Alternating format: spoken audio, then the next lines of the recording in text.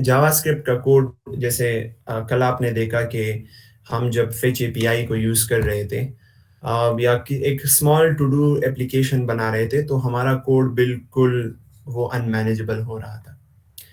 तो उसके लिए क्या है कि हम वनीला जावास्क्रिप्ट को यूज़ नहीं करते। दूसरा, जावास्क्रिप्ट में एक बात आपने शायद नोट नहीं की कल के क्लास में, और वो ये है कि अगर मैं ये कल का फ़ोल्डर खोल खोल लूँ,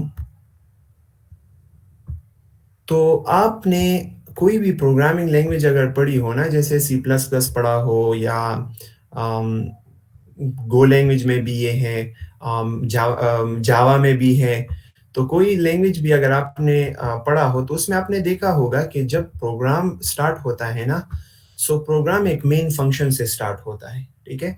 और अगर आप जावास्क्रिप्ट के फाइल को देखें, तो हम हमारे पास यहाँ पे कहीं भी मेन का कोई फंक्शन नहीं है। मैं इसको थोड़ा-सा ज़ूम कर लेता हूँ ताकि आप लोगों को विज़िबल हो। हमारे पास यहाँ पे एक मेन फंक्शन नहीं है। अच्छा, तो ये कैसे एग्ज़ीक्यूट होगा? ये ऐसे एग्ज़ीक्यूट होगा कि मैं यहाँ पे index.html में अगर आऊँ ना, तो स्क्रिप्ट टैग जो सबसे जिस ऑर्डर में हम स्क्रिप्ट टैग को कनेक्ट करेंगे, स्क्रिप्ट टैग से जावास्क्रिप्ट के फाइल्स को कनेक्ट करेंगे, बिल्कुल उसी ऑर्डर पे जावास्क्रिप्ट के फाइल्स रन होंगे। और कैसे रन होंगे? मैंने अगर यहाँ पे टॉप पे डॉम.जेएस को कनेक्ट किया है और नीचे स्क्रिप्ट के टैग में दूसरा टैग बनाया है, और यहाँ पे मैं index.js को कनेक्ट करता हूँ। तो यहाँ index.js सबसे पहले डॉम.जेएस रन होगा, और वो कैसे रन होगा? यहाँ पे कोई मेन फंक्शन नहीं है, बल्कि from top to bottom run होगा। पहले प्रोग्राम टॉप लाइन को एग्जीक्यूट करेगा, फिर दूसरे, तीसरे, चौथे, पांचवे एंड सो ऑन, और आखिर तक आएगा। जब ये फाइल खत्म हो जाएगा, तो तब दूसरा जो स्क्रिप्ट हमने कनेक्ट किया हुआ है, दैट इज index.js, तो फिर वो index.js को स्टार्ट से एंड तक रीड कर लेगा। अब इसमें बहुत सारे प्रॉब्लम्स आ सकते हैं। हमारा कोड जब बहुत बड़ा हो जाए, और लेट्स से आप इमेजिन करें कि 50 files is very small, like 50 files बहुत ही छोटे हैं। आप एक स्मॉल एप्लीकेशन कंसिडर करें जिसमें सिर्फ ऑथेंटिकेशन है, और जिसमें यूज़र मैनेजमेंट है, और कुछ 2-3 मैनेजमेंट, यानी यूज़र मैनेजमेंट है, प्रोडक्ट मैनेजमेंट है, और शॉप मैनेजमेंट है। कितना छोटा एप्लीकेशन है जिसमें एडमिन है और वो इन चीज़ों को मैनेज कर रहा है। इस छोटे से एडमिन पोर्टल को बनाने के लिए जो जावास्क्रिप्ट का कोड चाहिए ना, वो शायद 50 फाइल से भी ज़्यादा हो, अगर आप रियूजेबल कोड लिखते हैं। तो इस बहुत से कोड से जान बचाने के लिए हमने क्या किया, हम क्या करते हैं, हम लाइब्रेरीज़ बनाते हैं। तो react, what is react? React is UI library. तो अगर मैं यहाँ पे सर्च करूँ, सॉरी, मैं अगर यहाँ पे सर्च करूँ रिएक्ट को, तो JavaScript library for building user interfaces, तो ये एक जावास्क्रिप्ट की लाइब्रेरी है जिससे हम यूजर इंटरफेसेस आसानी से बना सकते हैं। सो रिएक्ट को इनिशियलाइज करने के लिए, रिएक्ट के प्रोजेक्ट को इनिशियलाइज करने के लिए क्या करेंगे? But before going into that, let us explore some alternatives of React JS. React का जो अल्टरनेटिव है, जो स्ट्रॉन्ग इसके अल्टरनेटिव्स हैं, दैट इज एंगुलर जेएस। आपको शायद पता नहीं होगा, लेकिन react is an open source. इसका कोड वो गिटहब पे पड़ा है, आप देख सकते हैं। अगर आपको यकीन नहीं आ रहा, तो अगर मैं github.com पे जाऊं और यहाँ पे मैं रिएक्ट को सर्च करूं, तो ये देखिए कहाँ है। अब मैं अगर see cafe repositories, where is React, मेरे ख्याल से रिएक्ट जेएस इसका नाम है, React JS. This is, I guess, no no problem. Facebook के मैं मेटा के उसको सर्च कर लेता हूँ, रेपो को सर्च कर लेता हूँ। सो कमेंट्स, यूजर्स में जाते हैं, मेटा, और इस मेटा के रेपो में यहाँ पे ये देखिए, ये रिएक्ट का कोड। काइंडली अगर आप किसी का माइक ऑन है तो वो माइक ऑफ करें, क्योंकि थोड़ा सा शोर आ रहा है ना। Okay, thank you. सो यहाँ पे आप देख सकते हैं कि रिएक्ट की एक रेपो है, जिसको तकरीबन कितने स्टार्स मिले हैं, 204 के स्टार्स उसको मिले हैं। And this is the code of the react. आप उसको देख सकते हैं, आप इसमें कंट्रीब्यूशन कर सकते हैं अगर आपका कोई अच्छा सा सजेशन है। लेकिन आप इसके पीछे देखिए कौन है? फेसबुक है, वो होल द मेटा कंपनी है। तो react is an open source that is managed by Facebook. तो रिएक्ट का जो अल्टरनेटिव है, एक अल्टरनेटिव है, उसका नाम है angular JS. Angular JS is a framework that is managed by Google. इसके पीछे गूगल है। इसी तरह से दूसरा जो एक स्ट्रॉन्ग कंपटीटर है रिएक्ट का, वो है व्यू डॉट जेएस। और इसी तरह स्वेल्ट जेएस भी आजकल काफ़ी ज़्यादा मशहूर है, एस्ट्रो जेएस भी है। अब सवाल ये पैदा होता है कि हम किस फ्रेमवर्क को चूज़ करेंगे। तो जब भी हम कोई स्पेसिफिक टेक्नोलॉजी चूज़ करते हैं, तो हम उसमें कुछ बातों का ख्याल रखते हैं, जिसमें सबसे पहली बात कम्युनिटी होती है कि इसकी कम्युनिटी कैसी है। अगर उसकी कम्युनिटी बहुत स्ट्रांग हो, बहुत ज़्यादा लोग हो और उसका कम्युनिटी सपोर्ट काफ़ी ज़्यादा हो, तो हम उस टेक्नोलॉजी को प्रेफ़र करते हैं। दूसरी बात ये है कि हम जो टेक्नोलॉजी चूज़ करते हैं, वो उसके जो अपडेट्स हैं, वो बैकवर्ड कंपैटिबल होने चाहिए। बैकवर्ड कंपैटिबल का मतलब ये है कि ऐसे अपडेट्स ना हो कि वो पिछला वाला जो वर्ज़न हो, उसका कोड नए वर्ज़न में सिरे से चले ही ना। तो ऐसे ऐसे फ्रेमवर्क्स, ऐसे टेक्नोलॉजीज़ हमें चाहिए, हम चूज़ करेंगे कि जिसमें जब अपडेट्स आए ना, तो वो बैकवर्ड कंपैटिबल हो। ऐसा ना हो कि नए जो वर्ज़न में वो प्रीवियस वाला कोड, वो सारा का सारा कोड वो काम ना करे। एंगुलर ने यही काम किया था। अगर आप एंगुलर जेएस को आप देखें ना, तो एंगुलर जेएस ये तकरीबन 2009 में था कि 2012 में था, I don't know the exact date.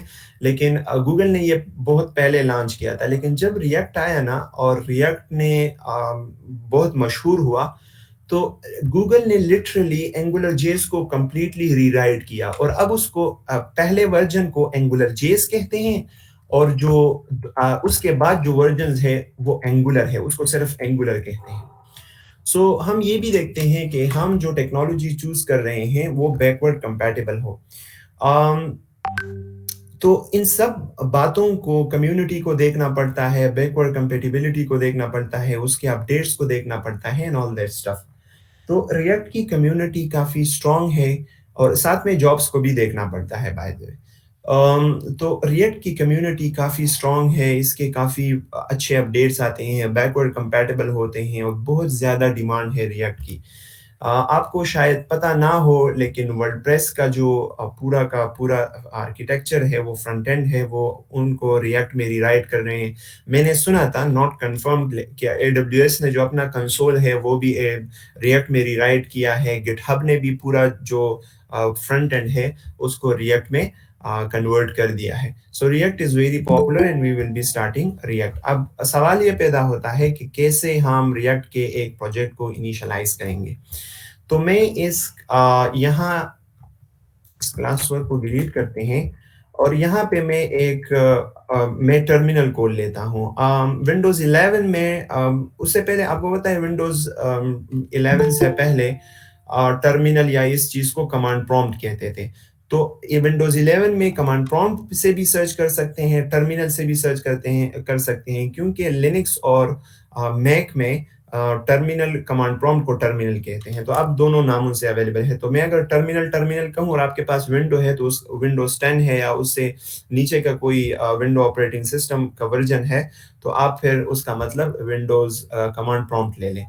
तो आप कमांड प्रॉम्प्ट ओपन करें, इसको टर्मिनल भी कहते हैं अब। और यहाँ पे आप जिस फ़ोल्डर के अंदर आप प्रोजेक्ट क्रिएट करना चाहते हैं, उस फ़ोल्डर के अंदर आपको आना पड़ेगा। तो वहाँ पे आने के लिए, अब चूँकि मैं सी फ़ोल्डर में हूँ और मेरा जो ये प्रोजेक्ट है, ये फ़ोल्डर है, that is inside the D folder. So what I have to write, मुझे यहाँ पे डी लिखना होगा और फिर कोलोन लगाना होगा। तो मैं उसके अंदर डी लोकल डिस्क के अंदर चला जाऊँगा। अब मैं कैसे यहाँ पे देखूंगा कि डी के अंदर मेरे पास कौन से फोल्डर्स हैं। तो आप डी में ऐसे भी जा सकते हैं, लेकिन टर्मिनल में भी आप देख सकते हैं। पहले जो है वो इसका कमांड dir था, अब भी है लेकिन शायद ls भी काम करे। ls ये लिनक्स का कमांड है।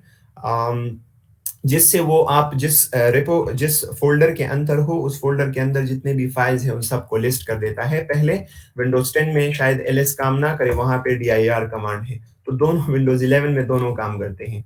तो अब मेरे पास ये जो डायरेक्टरीज़ है लोकल डिस्क डी के अंदर वो ये है।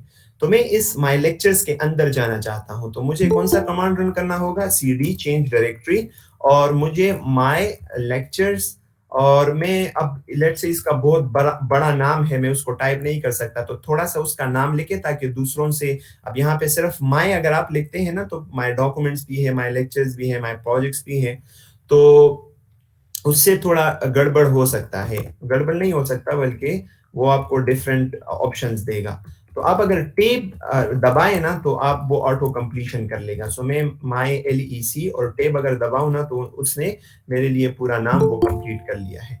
तो मैं माय लेक्चर्स के अंदर चला गया। अब मैं माय लेक्चर्स के अंदर देखना चाहता हूँ कि यहाँ पे मेरे पास कौन-कौन से फ़ोल्डर्स और फाइल्स हैं। तो मैं यहाँ पे dir और जो लिनक्स और मैक के यूज़र्स हैं वो एलएस यहाँ पे रन कर सकते हैं, ठीक है? तो मैं इसमें जाना चाहता हूँ जावास्क्रिप्ट और पूरा नाम नहीं लिख सकता तो टैब मैंने दबा दिया, उसने ऑटो कंप्लीशन कर दी। अब मैं मुझे याद नहीं है इसके अंदर क्या है तो वहाँ पे रिएक्ट सेशन है, तो मैं इस रिएक्ट सेशन के फ़ोल्डर के अंदर जाना चाहता हूँ। सो रिएक्ट और फिर रिएक्ट सेशन के अंदर चला गया। अब यहाँ पे मुझे एक सीएलआई टूल यूज़ करना होगा और सीएलआई टूल आप लोगों को शायद पता हो या ना हो लेकिन CLI टूल किसे कहते हैं? Before studying CLI tool the prerequisite शर्त क्या है रिएक्ट के कोड को चलाने के लिए कि आपके पास नोड.जेएस इंस्टॉल हो। हम नोड.जेएस नहीं पढ़ेंगे, लेकिन रिएक्ट के प्रोजेक्ट्स को चलाने के लिए, उसको इनिशियलाइज़ करने के लिए हमें नोड.जेएस की ज़रूरत होती है, which is a backend JavaScript run time और आप उसको बैकएंड जावास्क्रिप्ट भी कह सकते हैं। आपने इसको इंस्टॉल करना होगा एलटीएस को इंस्टॉल करें। एलटीएस का मतलब है लॉन्ग टर्म सपोर्ट जिसका ऐसा वर्जन जो कि लॉन्ग मुद्दत के लिए चले और वो काफ़ी स्टेबल हो। करंट तकरीबन 19 में चल रहा है और एलटीएस जो है वो 18 है, 10.15 तो आप एलटीएस को डाउनलोड करें, उसको इंस्टॉल करें। तो आप कैसे देखेंगे कि आपके पास नोड इंस्टॉल हो गया है? आप यहाँ पे लिखेंगे नोड -v तो आपको नोड का वर्जन यहाँ पे प्रिंट हो जाएगा। अगर आपके पास नोड नहीं है तो वो एरर थ्रो कर देगा। बाय द वे जब आप नोड इंस्टॉल करते हैं तो उससे पहले टर्मिनल को क्लोज़ करें। जब नोड इंस्टॉल कर ले तब टर्मिनल को ओपन करें और फिर ये नोड -v का कमांड रन करें। अगर पहले से टर्मिनल ओपन किया है और नोड इंस्टॉल कर दिया तो क्विट करके दोबारा से स्टार्ट कर दे ताकि वो एनवायरनमेंट वेरिएबल से नोड उठा ले। अच्छा सो नोड हमारे पास इंस्टॉल है। नोड के साथ एक पैकेज मैनेजर आता है और पैकेज मैनेजर की ज़रूरत क्या है? अब देखिए, रिएक्ट एक पूरा फ्रेमवर्क है। रिएक्ट डिपेंड करता है बेबल पे, किसी और फ्रेमवर्क पे, बहुत सारे और छोटे-छोटे लाइब्रेरीज़ पे वो डिपेंड कर रहा है। तो एक सॉल्यूशन तो ये है कि मैं अगर रिएक्ट को यूज़ करना चाहता हूँ अपने प्रोजेक्ट में, तो मुझे वो सारे लेट्स से वो 20 छोटे लाइब्रेरीज़ हैं, मैं वो सारे 20 लाइब्रेरीज़ आके डाउनलोड करूँ। व्हाट इफ कल को दूसरा डेवलपर है वो इस सेम प्रोजेक्ट पे काम कर रहा है, उसने 10 और जो पैकेजेस है वो वहाँ पे यूज़ कर लिए, तो मुझे क्या करना होगा?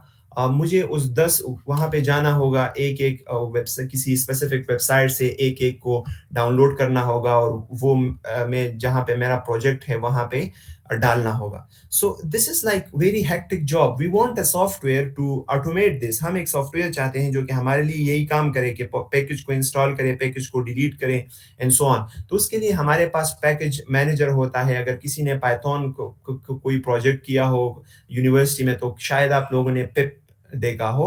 सो pip is a package manager for Python. Node के साथ जो पैकेज मैनेजर आता है जो कि आपके लिए जावास्क्रिप्ट के पैकेजेस को इंस्टॉल करता है और उसको मैनेज करता है, उसको एनपीएम कहते हैं। और एनपीएम का मतलब है नोड पैकेज मैनेजर। तो एनपीएम भी साथ होता है, अगर आप npm -v करें तो उसका भी एक वर्जन यहाँ पे प्रिंट हो जाएगा। अच्छा, उसके साथ ही नोड के साथ एक और वो भी आता है, उसको पैकेज भी आता है, एक और सॉफ्टवेयर भी इंस्टॉल उसको एनपीएक्स कहते हैं। एनपीएम और एनपीएक्स में क्या फ़र्क है बताता हूँ। तो कैसे क्रिएट करेंगे? अब मैं रिएक्ट सेशन के अंदर अम रिएक्ट के प्रोजेक्ट को इनिशियलाइज़ करना चाहता हूँ, तो कैसे करूँगा? तो मैं एक सीएलआई टूल यूज़ करूँगा। सीएलआई टूल एक ऐसे सॉफ्टवेयर को कहते हैं, जो यहाँ पे टर्मिनल में आप उस सॉफ्टवेयर को यूज़ करते हुए कोई कमांड रन कर सके। जैसे मसलन ये जो नोट -v मैं कर रहा हूँ ना, सो नोट का ये जो सॉफ्टवेयर है जिसको मैं नोट के नाम से एक्सेस कर रहा हूँ, this is kind of a CLI, ठीक है? सो अब मुझे क्रिएट रिएक्ट ऐप एक सीएलआई का नाम है, कमांड लाइन इंटरफ़ेस है, एक टूल है जो कि हमारे लिए रिएक्ट की रिपॉज़िटरी को इनिशिएट करता है, रिएक्ट के बॉयलरप्लेट कोड को हमारे लिए तैयार करता है। तो हम यहाँ पे रन करेंगे npx create react app और हम यहाँ पे कोई भी नाम दे सकते हैं उसको अपने जो फ़ोल्डर है, रिएक्ट का जो प्रोजेक्ट है, उसको कोई भी नाम दे सकते हैं। तो मैं अगर यहाँ पे इसको दे दूँ रिएक्ट बेसिक्स, तो ये इस रिएक्ट सेशन के फ़ोल्डर के अंदर ये क्रिएट रिएक्ट ऐप की जो सीएलआई है, ये हमारे लिए रिएक्ट बेसिक्स के नाम पे एक रिएक्ट के प्रोजेक्ट को इनिशिएट कर देगा। तो मैं अगर ये कमांड रन करूँ, तो देखते हैं कि ये क्या करता है। तो ये हमारे लिए डिफरेंट पैकेजेस को इंस्टॉल कर लेगा।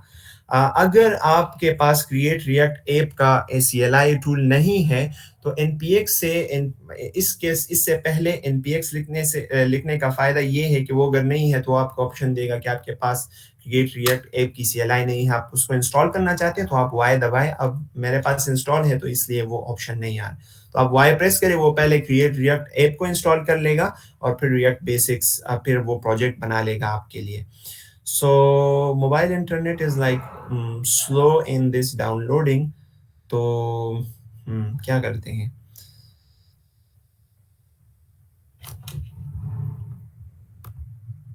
तो ये देखिए इसने एक फ़ोल्डर क्रिएट कर लिया है और ये इस फ़ोल्डर के अंदर सारे डिपेंडेंसीज़ को, सारे पैकेजेज़ को जिस पे रिएक्ट डिपेंड कर रहा है, उन सबको इंस्टॉल करवा रहा है। और जैसे बेबल है, अब बेबल क्या है? इसको समझते हैं। अम, इसको बाय द वे ट्रांसपाइलर कहते हैं। ओके, सो हेलो मैं इस रिएक्ट सर, बेस सर एक क्वेश्चन था मेरा जी, सर। जी। जी, पूछिए। सर ये अभी रिएक्ट जेस है और सर ये व्यू डॉट जेस, सर ये इन दोनों में डिफरेंस क्या है सर ये? और डिफरेंस ये है कि दोनों जो है डिफरेंट फ्रेमवर्क्स हैं। तो अगर 2 डिफरेंट फ्रेमवर्क्स हैं, तो वो वही जावास्क्रिप्ट की लाइब्रेरीज़ हैं, लेकिन उनका जो स्टाइल है यूज़ करने का, दोनों का अलग स्टाइल है। एक तरह से आप एक काम एक तरह से करेंगे, दूसरे में आप काम दूसरे तरीके से करेंगे। जैसे आपके पास डिफरेंट लैंग्वेजेज़ होते हैं ना, पाइथन है आपके पास जावास्क्रिप्ट है। तो दोनों में क्या फ़र्क है? दोनों में सिंटैक्स का फ़र्क है, कुछ कोर कॉन्सेप्ट्स का फ़र्क है और बाकी मतलब जो मेन कॉन्सेप्ट्स है वो दोनों में सेम ही है। इसी तरह फ्रेमवर्क्स का भी हिसाब होता है। एक ही लैंग्वेज पे बने होते हैं, सारा जो उसका बेस होता है वो एक ही लैंग्वेज पे डिपेंड करता है। लेकिन दोनों का जो स्टाइल होता है, जो दोनों के जो कॉन्सेप्ट्स होते हैं, दोनों के काम करने का जो तरीका होता है, वो एक-दूसरे से डिफरेंट होता है। और सर ये एक और क्वेश्चन था। अभी से जैसे मुझे फ्लटर आती है, तो अगर हुँ, सर मैं हुँ। रिएक्ट जेस सीख लूँ, उसके बाद अगर मैं रिएक्ट नेटिव पे ना जाऊँ, तो मेरे लिए बेस्ट है या रिएक्ट नेटिव में सीखूँ मैं? क्या चीज़? सर मुझे जैसे ना अभी रिएक्ट फ्लटर जेएस के बाद क्या सीखे? जैसे मुझे हुँ, फ्लटर हुँ। अभी आती है काफ़ी अच्छे तरीके से, हुँ, और हुँ। अब मैं थोड़ा हुँ, रिएक्ट जेस हुँ। में थोड़ा कन्वर्ट हो रहा हूँ कि मैं वो भी आ जाए मुझे, ताकि मैं मर्ज तक पूरा कर लूँ। ठीक है, अब मैं सर ठीक है। अगर सर मैं रिएक्ट नेटिव पढूँ नहीं पढूँ, क्योंकि मुझे फ्लटर आती है, एप्लीकेशन तो फ्लटर पे बना सकता हूँ। तो आप मुझे हाँ, सो क्या व्हाट सजेस्ट इज़ करोगे? लाइक दिस इज़ हाँ, क्या करना चाहिए? तो अब देखिए ना, आपको फ्लटर आता है, किसी दूसरे बंदे को जावास्क्रिप्ट के बहुत कम बंदे होते हैं जो फ्लटर में काम करना चाहते हैं और जो फ्लटर में काम करें, क्योंकि उन्हें पता है कि हमें जावास्क्रिप्ट सही तरीके से आता है, हम जावास्क्रिप्ट में ही सब कुछ कर सकते हैं। अगर मैं फ्लटर में जाऊँगा, तो मुझे डार्ट को सीखना होगा और डार्ट को माहिर करना होगा। देखिए, सिर्फ़ काम निकालना नहीं होता, सही तरीके से कोड लिखना पड़ता है और वो करना पड़ता है। तो आप अगर आपको फ्लटर आता है, आप उसके लिए रिएक्ट में डैशबोर्ड बना लेते हैं और लेट्स से नोड में उसके लिए बैकएंड बना लेते हैं और फ्लटर में उसके लिए मोबाइल एप्लीकेशन बनाते हैं, तो आपके जो वेब और बैकएंड है, वो तो ठीक है, जावास्क्रिप्ट में है, लेकिन आपका जो मोबाइल का वो है, that is like whole different thing. तो डेवलपर पर्सपेक्टिव से अगर आप एज़ अ सीईओ सोचें ना, अगर आप कंपनी के मालिक हो और आप कोई अपने या कोई स्टार्टअप करना चाहते हैं, so why you have to choose React Native. React Native को इसलिए चूज करना चाहिए कि आपको एक ही डेवलपर में मोबाइल डेवलपर भी मिल जाएगा, यानी एक बंदे को रिएक्ट आता है, सो अक्सर बंदे ऐसे होते हैं उनको रिएक्ट के साथ साथ रिएक्ट नेटिव भी आता है, अगर वो सिर्फ फ्रंट एंड के लोग हैं तो।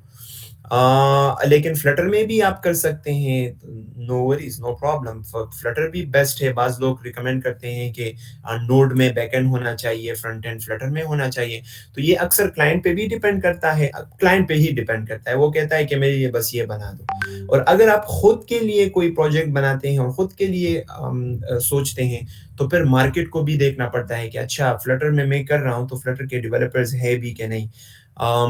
मैं इसको रिएक्ट नेटिव में कर रहा हूँ तो रिएक्ट नेटिव में है कि नहीं। अगर मैं पेशावर की बात करूँ, तो पेशावर में अगर मैं एप्लीकेशन मोबाइल एप्लीकेशन बनाना चाहता हूँ तो मैं फ्लटर में बनाऊंगा, क्योंकि फ्लटर के ज़्यादा इंजीनियर्स अवेलेबल होते हैं बनिस्बत रिएक्ट नेटिव के। ठीक है sir, thank you sir. Excuse हाँ, मी। तो इन सब चीज़ों को देखना पड़ता है।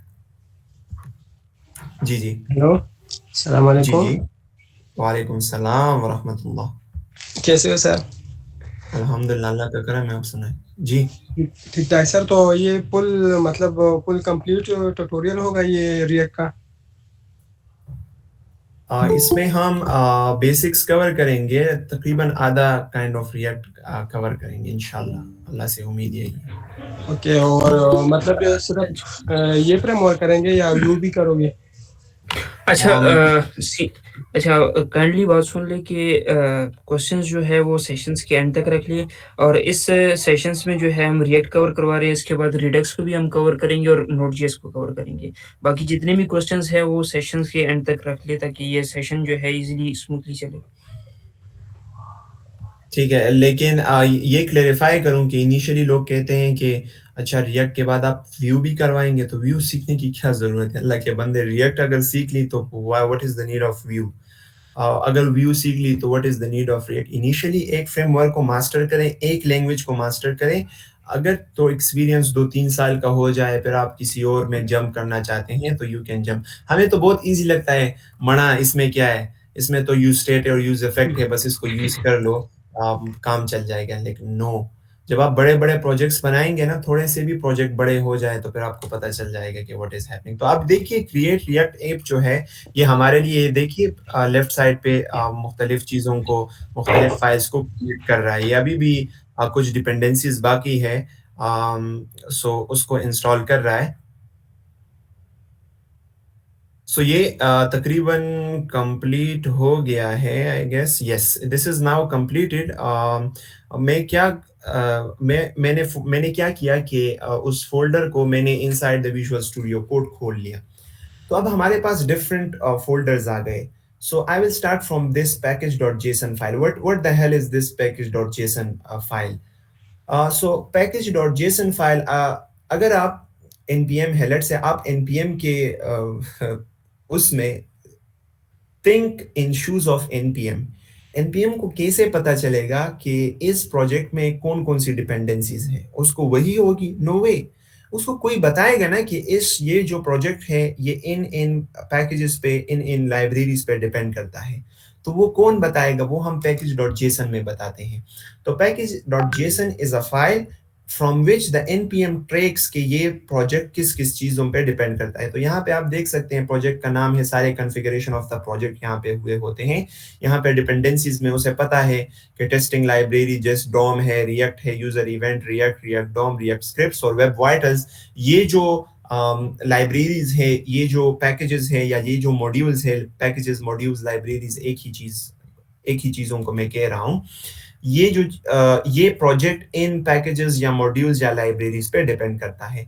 अब सामने इसके वर्जन्स लिखे होते हैं कि रिएक्ट का 18.2.0, ये जो केप निशान है ये बता रहा है कि इससे ये वर्जन या इससे ऊपर का वर्जन पे ये जो रेपो है, ये जो फोल्डर है, ये जो प्रोजेक्ट है, ये डिपेंड करता है। अब एग्जैक्ट किस किस वर्जन पे इसमें एग्जैक्टली कौन सा वर्जन यूज हुआ है, तो वो पैकेज log.json में वो होता है। आप देखें ना रिएक्ट बेसिक, सॉरी, यहाँ पे अगर आप आए ना node modules @adobe css tools, उसका एग्जैक्ट वर्जन आपको बता रहा है कि आप 4.2.0 वर्जन यूज कर रहे हैं। सो ये दोनों फाइल्स जो है ये npm के लिए है, नोड पैकेज मैनेजर के लिए है। वो इन फाइल से देख के आपके प्रोजेक्ट में रिपोजिटरीज को इंस्टॉल और इंस्टॉल करता है, उससे उसको पता चलता है कि कौन कौन से इंस्टॉल करने हैं। अब हमारे जो सारे डिपेंडेंसीज है वो यहाँ नोड मॉड्यूल्स के फोल्डर के अंदर, ये सारे डिपेंडेंसीज है जिन पे रिएक्ट डिपेंड करता है, ये सारे छोटे छोटे जो लाइब्रेरीज हैं ये हमने यहाँ पे नोड मॉड्यूल्स में इंस्टॉल करी। अब आप इमेजिन करें कि आप इन लाइब्रेरीज को मैन्युअली इंस्टॉल करते तो कितना कितना ये तकरीबन सुबह तक हम सिर्फ ये करते। तो और सिर्फ एक प्रोजेक्ट को इनिशियलाइज करने के लिए, this is the beauty of the package manager. Public में क्या है, पब्लिक में हमारे पास एक index.html फाइल है और कुछ लोगोज हैं और आइकन है, रिएक्ट का आइकन है, और हमारा जो सारा का सारा कोड है that is inside the src folder. अब src फोल्डर में बहुत सारी चीजें हैं। मैं इस app.test.js को डिलीट कर लेता हूं क्योंकि इसकी जरूरत नहीं है, ताकि कोड थोड़ा सा कम हो जाए और हम आसानी से इसको अंडरस्टैंड कर सकें। ये टेस्टिंग के लिए, टेस्ट केसेस लिखने के लिए ये चीज़ें होती है। मैं इसको भी डिलीट कर लेता हूँ, इसको भी डिलीट कर लेता हूँ, इसकी कोई ज़रूरत नहीं है। और जहाँ पे ये यूज़ हुए हो ना वहाँ से भी ये हटा देता हूँ। तो रिपोर्ट वेब वाइटल्स को भी हटा देता हूँ, नो नीड ऑफ इट। यहाँ पे हमने चूंकि रिपोर्ट वेब वाइटल्स को डिलीट कर लिया है, उसको भी हटा दूंगा और बाकी ठीक है।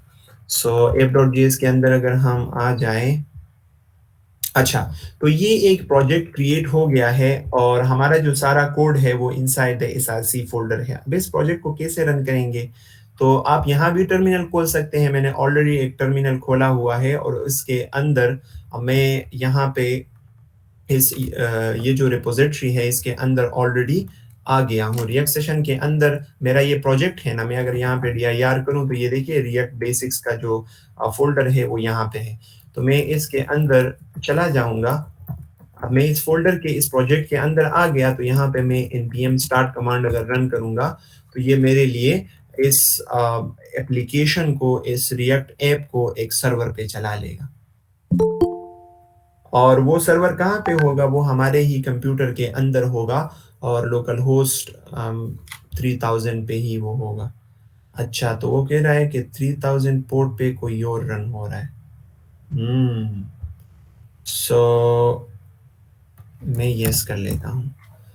तो अगर कोई और एप्लीकेशन 3000 पे रन हो रहा हो तो अगर आप यस करें तो वो एक और पोर्ट चूज कर लेता है। सो लोकल होस्ट 3001 पोर्ट पे इसने हमारा एप्लीकेशन वो चलाने की कोशिश कर रहा है, तो इसमें थोड़ा सा टाइम लगेगा। सो ये देखिए, ये हमारा जो एप्लीकेशन है, हमारे एप्लीकेशन में यही कोड है। अगर मैं इस टेक्स्ट को चेंज करना चाहता हूं तो आप यहाँ पे देख सकते हैं कि app.js में ये पैराग्राफ के अंदर ये जो टेक्स्ट है ये लिखा हुआ है, ये है edit src app.js। वो आपको बता रहा है कि app.js में एडिशन करें। सो हम यहाँ पे कह देंगे कि all praise to Allah who enabled us to write, to create our first React app। ठीक है, तो मैं अगर इसको सेव करता हूँ तो ये ऑटोमेटिकली रिफ्रेश हो जाएगा और हमारा जो वो है वो यहाँ पे आ गया है। और यहाँ पे लर्न रिएक्ट, ये एक दिस इज लिंक। तो मैं इस सब कोड को यहाँ से हटा देता हूँ ताकि और भी आसान हो जाए। और यहाँ पे बस जस्ट एक h1 को वो कर लेते हैं। Alhamdulillah, this is our first React। ये तो हमारे पास ऐसा ये एक h1 आ जाएगा। अब इस पे बाय डिफॉल्ट कुछ स्टाइल्स वो अप्लाई हुए हैं। मैं इन सब चीज़ों को हटा देता हूँ, app.css को भी डिलीट कर लेता हूँ ताकि काम बहुत आसान हो जाए। index.css में क्या है, इसके अंदर ये है, चले ये ठीक है। इसको भी हटा देता हूँ। अच्छा, हमारा जो what is the entry point, entry point यहाँ पे कौन सा फाइल है? तो सबसे पहले जो फाइल एग्जीक्यूट होता है यहाँ इन सब फाइल्स में, कल को यहाँ पे 100 फाइल्स हो सकते हैं। The entry point is index.js। और index.js में क्या हो रहा है, अगर आप यहाँ पब्लिक फोल्डर में देखें तो आपके पास पब्लिक फोल्डर में index.html का एक फाइल है, और उसके बॉडी में अगर आप देखें तो आपके पास बॉडी में सिर्फ एक डिव है, उसको इन्होंने आईडी दी हुई है, रूट आईडी।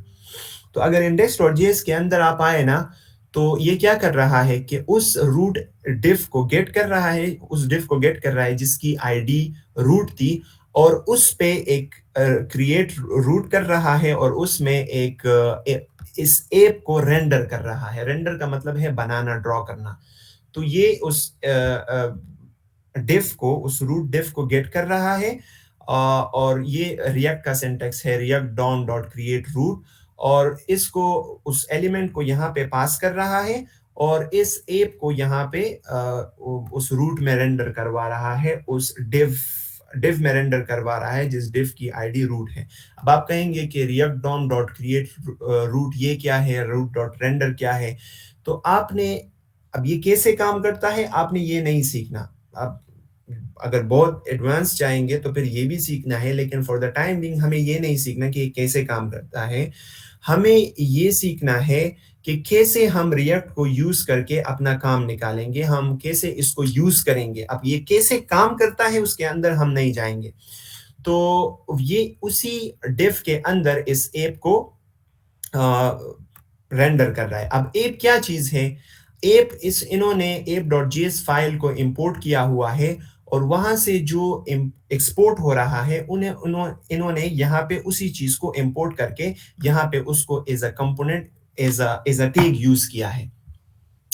तो मैं इस ऐप की बजाय यहाँ पे कुछ भी लिख सकता हूँ। मैं यहाँ पे एक डिव बनाता हूँ, और उस डिव के अंदर h1 लगाता हूँ, वेलकम टू रिएक्ट, और इसके नीचे एक पैराग्राफ लिख सकता हूँ कि रिएक्ट इज एन ऑसम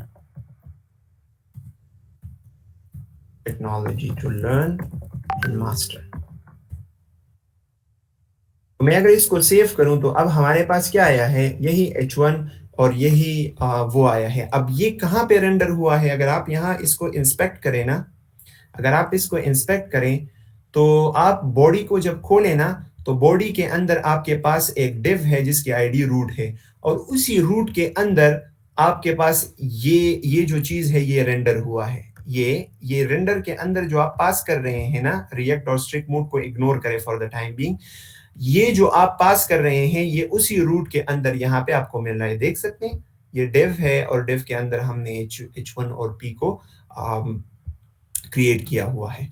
अब फ्रंट एंड में लेट्स से आप फेसबुक का ऐप बनाते हैं, तो फेसबुक के ऐप बनाने क्या बहुत सारा कोड होगा ना, तो आप क्या कंसिडर करते हैं कि सारा कोड आप यहाँ पे लिखेंगे? नो वे, हमने अपने कोड को छोटे छोटे हिस्सों में तकसीम करना होगा। तो उस छोटे से हिस्से को हम जब अपने कोड के छोटे से हिस्से को बनाते हैं तो उस छोटे से हिस्से को हम कंपोनेंट कहते हैं। In the front end UI frameworks हम उसको, फ्रंट एंड फ्रेमवर्क्स में हम उसको कंपोनेंट कहते हैं, जैसे फ्लटर में उसको विजेट कहते हैं। इसी तरह से फ्रंट एंड जावास्क्रिप्ट के फ्रंट एंड फ्रेमवर्क्स में उस छोटे से यूआई एलिमेंट को हम कंपोनेंट कहते हैं। तो हम सारा कोड index.js के अंदर नहीं लिखेंगे, बल्कि हम इसको कंपोनेंट्स में डिवाइड करेंगे। हम कंपोनेंट्स को मुख्तलिफ फाइल्स में बनाएंगे, और उन फाइल्स में कंपोनेंट बना के यहाँ पे इंपोर्ट करेंगे, और यहाँ पे फिर उसको यूज करेंगे। तो अब कंपोनेंट कैसे बनाएंगे? तो हमारे पास ऑलरेडी उन्होंने एक कंपोनेंट बनाया हुआ है app.js। What is a component? तो component is just a function that is returning JSX। What is JSX? JSX को इग्नोर करें फॉर द टाइम बिंग। मैं ऐसे कह दूंगा कि function is just a normal, component is just a normal function that is returning HTML। तो ये हमारे पास एक ऐप फंक्शन है। app.js फाइल में क्या है? एक ऐप फंक्शन है, और ये ऐप फंक्शन रिटर्न कर रहा है HTML को, एक स्पेसिफिक HTML को रिटर्न कर रहा है, और हम इस फाइल से ऐप को एक्सपोर्ट कर रहे हैं। एक्सपोर्ट का मतलब ये होता है कि अगर इस app.js फाइल को किसी दूसरे फाइल में लोग इंपोर्ट करेंगे तो उन्हें वहां पे क्या मिलेगा, यहाँ पे तो बहुत सारा कोड है, उन्हें क्या मिलेगा, तो हम यहाँ से जो एक्सपोर्ट करेंगे उन्हें वहां वही मिलेगा। तो हम यहाँ से इस फंक्शन को किसी भी कंपोनेंट के फाइल से हम उस कंपोनेंट के फंक्शन को एक्सपोर्ट करेंगे। और कंपोनेंट के फंक्शन का क्या मतलब है, एक फंक्शन जो कि HTML रिटर्न कर रहा हो। तो हमने यहाँ पे क्या करना है कि एप फाइल से जो भी वो एक्सपोर्ट करवा रहे हैं हम उसको यहाँ पे एक एप वेरिएबल में स्टोर कर रहे हैं, और वहां इस एप वेरिएबल में हमें क्या मिलेगा, हमें वही चीज मिलेगा जो कि यहाँ इन्होंने एक्सपोर्ट किया हो, जहां वही मिलेगा जो हमने इस app.js फाइल से एक्सपोर्ट किया हो। तो हमने यहाँ से एक फंक्शन को एक्सपोर्ट किया है, तो यहाँ पे basically this will be like हमें यहाँ पे एक फंक्शन मिलेगा, लेकिन हम उस फंक्शन को ऐसे कॉल नहीं करेंगे, बल्कि रिएक्ट कहता है कि तुमने उससे बिल्कुल जैसे आप अपने लिए एक HTML का टैग बनाते हो, बिल्कुल उसी तरह से आप उस कंपोनेंट को टैग के अंदर लिखें। लेकिन हमारे जो कस्टम टैग्स होंगे ना, उसका नाम वो कैपिटल लेटर से शुरू होगा। ऐसे आप इसको नाम ना दे, स्मॉल एप ऐसे नाम ना दे, बल्कि कैपिटल लेटर से हमेशा स्टार्ट करें। तो मैं जब ऐसे यूज कर लेता हूं तो एप के अंदर हमारे पास क्या है, एक h1 है, एक div है और उसके अंदर h1 है। तो मैं अगर इसको index.js को आई गेस मैंने सेव नहीं किया, यस मैं अगर इसको सेव करूं, यहाँ पे आ जाऊं, तो ये देखिए हमारा वो h1 वो यहाँ पे आ गया है। So that is how we can create a component. अभी हम बहुत सारे कंपोनेंट्स बनाएंगे, लेकिन what is a component? Component is a function, a component in React is basically a function that is returning JSX. And what is JSX? अगर आप मैंने इस ऐप पे होवर किया हुआ है ना, तो अगर आप इसके ऊपर देखें तो ये इसे क्या कह रहा है, JSX.element. What is this JSX? JSX means JavaScript XML. React में एक नया सिंटैक्स इंट्रोड्यूस हुआ है और उस सिंटैक्स को JSX कहते हैं। और what is JSX? JSX is actually the combination of JavaScript and HTML। वही HTML है, लेकिन उसके अंदर आप जावास्क्रिप्ट भी लिख सकते हैं। कैसे? जैसे मैं इस app.js के अंदर आऊं ना, तो और मैं यहाँ पे एक वेरिएबल बनाऊं, लेट्स से कॉन्स मैसेज, और मैं यहाँ पे मैसेज में ये लिखूं,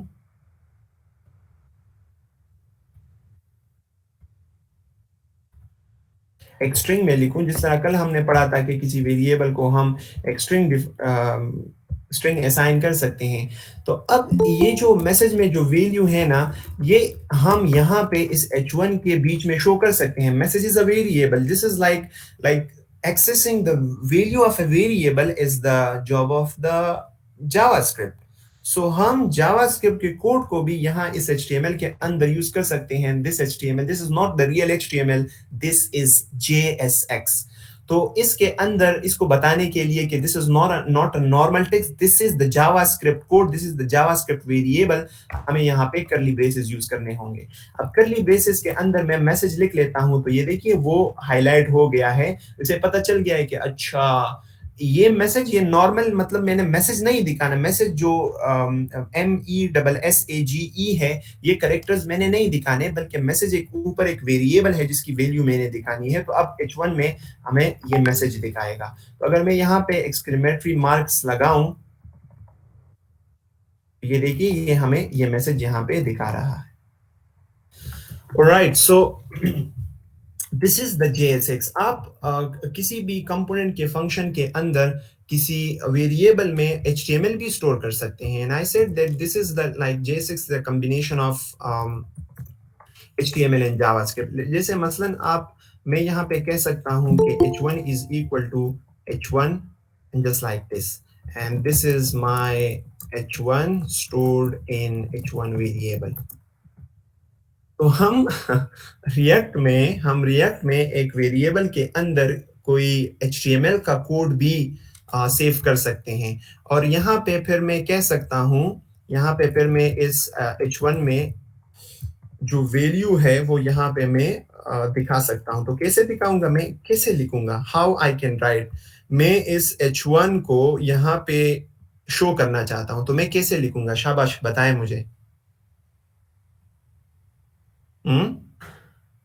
अगर आपको अगर आपने मेरी पिछली बात को गौर से सुने तो मैंने क्या कहा है कि जब भी आप JSX में HTML के अंदर कोई जावास्क्रिप्ट का कोड लिखेंगे तो आप करली ब्रेसेस आइडेंटिफायर्स लगाएंगे और यहाँ पे आप उस वेरिएबल का नाम देंगे। तो मैं बेसिकली ये बता रहा हूँ कि div के अंदर ना h1 में जो वैल्यू है वो यहाँ पे उस वैल्यू को यहाँ पे मैं डालना चाहता हूँ। तो उसके अंदर वैल्यू क्या है, एक h1 है और जिसमें ये टेक्स्ट है। समझ आ गई? अब आप ये कहेंगे कि अगर मैं इसके अंदर मैसेज को डालना चाहता हूं तो कैसे करूंगा? तो अगेन आपने चूंकि HTML यूज किया है, मतलब HTML के टैग्स यूज किए हैं, तो JSX में जब भी HTML के टैग्स यूज करते हैं, बीच में कुछ जावास्क्रिप्ट का डालना चाहते हैं तो हमेशा कर्ली ब्रेसेस लगाने होंगे और यहाँ पे आप ऐसे मैसेज लिख सकते हैं। तो ये देखिए, तो this is what JSX is। तो हमारे पास कंपोनेंट क्या होता है? Component is function that is returning JSX और उसके अंदर हम JSX का कोड भी लिख सकते हैं। नाउ मैं क्या करता हूं कि हमारे पास यूजुअली SRC के अंदर कंपोनेंट्स का एक फोल्डर होता है और इस कंपोनेंट के फोल्डर के अंदर मैं एक जो चूंकि हम कार्ड यूज करेंगे ना, कार्ड, तो मैं एक कार्ड का कंपोनेंट बनाता हूं, card.js। तो मैंने अभी क्या बताया कि कंपोनेंट क्या होता है? एक फंक्शन होता है जो फंक्शन JSX को रिटर्न करता है। तो मैं इस फंक्शन को नाम दे दूंगा कार्ड और यहाँ से मैं JSX का कोड रिटर्न कर दूंगा, विच इज लाइक मैं एक div यहाँ से रिटर्न करता हूँ। ऑलराइट, सो यहाँ अब मैंने div रिटर्न कर दिया। अब इस फंक्शन को, अब मैं इस कंपोनेंट को किसी दूसरे कंपोनेंट के अंदर यूज करना चाहता हूं। इसको आप कस्टम टैग्स भी कह सकते हैं, इस कंपोनेंट को कह सकते हैं, अच्छी बात नहीं है, लेकिन आप इसको इमेजिन कर सकते हैं कि आप अपने टैग्स बना रहे हैं। तो मैं अगर इस कार्ड के कंपोनेंट को इस ऐप में यूज करना चाहता हूं, so what I have to do, I have to first define a function which will return some JSX and then I will also export it from over here। Correct? तो इस div के अंदर मैं चलो ये लिख लेता हूं, दिस इज कार्ड div। तो अब आप मुझे बता सकेंगे कि हम इसको app.js के अंदर कैसे यूज करेंगे? कैसे यूज करेंगे? पहले उसको इंपोर्ट करेंगे। तो इंपोर्ट, और उसको किस नाम से यूज करेंगे वो नाम यहां लिखेंगे, कार्ड फ्रॉम। और अगर आप कहते हैं कि इसी SRC, ये app.js कहाँ है? इसी SRC फोल्डर के अंदर है ना। तो अगर आप ये कहना चाहते हैं कि इसी SRC फोल्डर के अंदर मैं कहीं जाना चाहता हूं तो आपने डॉट/ लगाना होगा। तो इसके अंदर मैं कंपोनेंट्स के फोल्डर के अंदर card.js को यहाँ पे इंपोर्ट करना चाहता हूँ। तो मैंने इंपोर्ट कर लिया। अब इसको यहाँ पे व्यू में कैसे यूज करेंगे? मैं उस वेरिएबल नेम को, जो मैंने इंपोर्ट में वेरिएबल को जो नाम दिया है, मैं उसको यहाँ पे एज अ कस्टम टैग में यूज कर लूंगा। आप ऐसे भी कर सकते हैं, देखिए दिस इज कार्ड div आ गया। आप ऐसे भी कर सकते हैं, आप इसको सिंगल div में भी लिख सकते हैं, लेकिन सिंगल div में यह बात याद रखें कि वो हमेशा उसका सिंटेक्स ये होगा कि उस कस्टम कंपोनेंट का नाम होगा / एंड देन दिस साइन। तो दिस, सी, नो एरर्स। तो मैंने app.js को index.js में कैसे यूज किया? मैंने ऐसे यूज किया। अगर मैं ऐसे यूज करूं, हम ऐसे रहे या कि वैसे रहे, तो नो प्रॉब्लम, ठीक है। तो ऐसे भी यूज कर सकते हैं, नो प्रॉब्लम। अब मैं प्रॉपर कार्ड का कंपोनेंट बनाना चाहता हूं, तो कार्ड को मैं स्टाइल करना चाहता हूं, करेक्ट। अब कार्ड को कैसे स्टाइल करेंगे? तो कार्ड को स्टाइल करने के लिए हमारे पास एक तरीका ये है कि हम CSS यूज करें। और देखिए मैंने आपको बताया ना, CSS यूज करें। तो मैंने आपको बताया कि this is not normal normal HTML, this is JSX। तो यहाँ पे जो क्लास का एट्रीब्यूट है वो क्लास नहीं है, बल्कि this is the class name.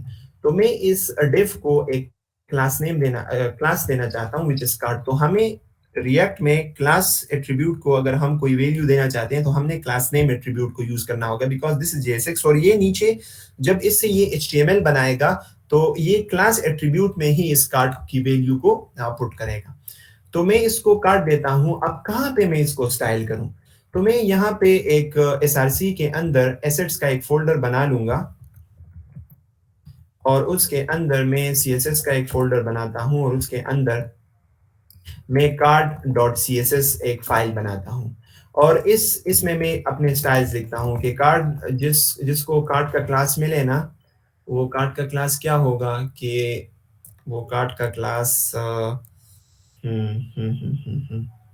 उसका जो बैकग्राउंड कलर है दैट शुड बी वाइट, उसका जो बॉर्डर रेडियस है that should be around 10 pixels, और उसका जो पैडिंग है हॉरिजॉन्टल पैडिंग 20 पिक्सेल्स होना चाहिए और वर्टिकल पैडिंग 30 पिक्सेल्स का होना चाहिए। और हमारा जो विड्थ है, विड्थ कितना रखते हैं, विड्थ इसका रखते हैं तकरीबन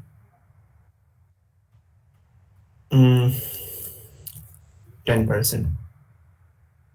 ठीक है, तो मैं इसको ऐसे कर लूंगा और card.js के अंदर में यहाँ पे आके बजाय इसके मैं क्या कर लूंगा, मैं यहाँ पे एक इमेज टैग यूज कर लूंगा और इसको मैं src में कोई सा भी इमेज दे दूंगा। तो मैं यहाँ से किसी यूनिवर्सिटी की वो उठा लेता हूँ, यूनिवर्सिटी की बजाय स्पोर्ट्स चले, चूंकि स्पोर्ट्स का दौर है तो मैं फुटबॉल यहाँ पे सर्च कर लेता हूँ और फुटबॉल के इमेजेस में मैं इस फुटबॉल के इमेज को ले लेता हूँ, इस पर क्लिक करते हैं। चलो ना यार, अच्छा ये भी अच्छा है।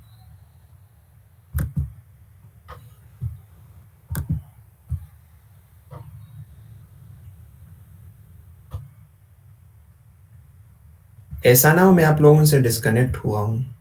ओ सही है सर कनेक्टेड इतना स्लो, सही है सही है मैं शक में पड़ गया, एक इमेज को लोड नहीं कर सकता हूँ। अच्छा मैं क्या करूँगा कि इसको कैंसिल करते हैं, मैं यहाँ पे कॉपी इमेज एड्रेस कर दूंगा और उस इमेज एड्रेस को यहाँ src में दे दूंगा। ठीक है, और यहाँ पे मैं card.css में ये कह दूंगा कि अगर हमारे पास कार्ड के अंदर कोई इमेज है ना, तो उसका विड्थ वो तकरीबन होना चाहिए, उसका विड्थ होना चाहिए कितना, पिक्सेल्स में देते हैं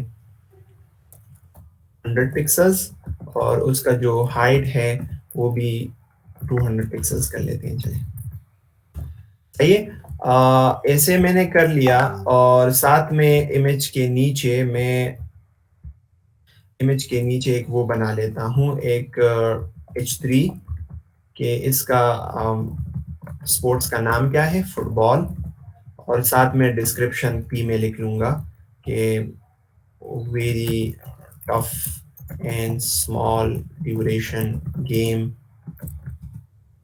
and more details goes here सही है, तो मैं इसको सेव कर लेता हूँ और इस कार्ड को यहाँ पे देखते हैं। तो हमारा कार्ड ए से आ गए हैं, लेकिन हमारे स्टाइल्स कहाँ हैं, हमारे स्टाइल्स यहाँ पे लोड नहीं हुए। क्यों? क्योंकि हमने यहाँ पे CSS फाइल को इंपोर्ट नहीं किया हुआ।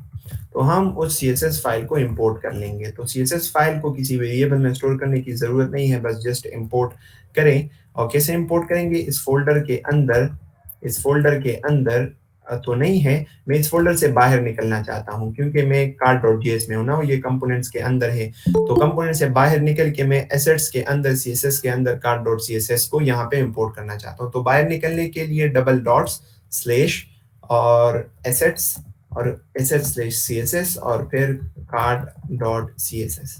मैं जैसे ये कर लूंगा तो ये हमारे पास वो स्टाइल्स इस पे अप्लाई हो गए। और इस card.css को मैं बॉर्डर दे देता हूँ 1 पिक्सल सॉलिड लाइट ग्रे।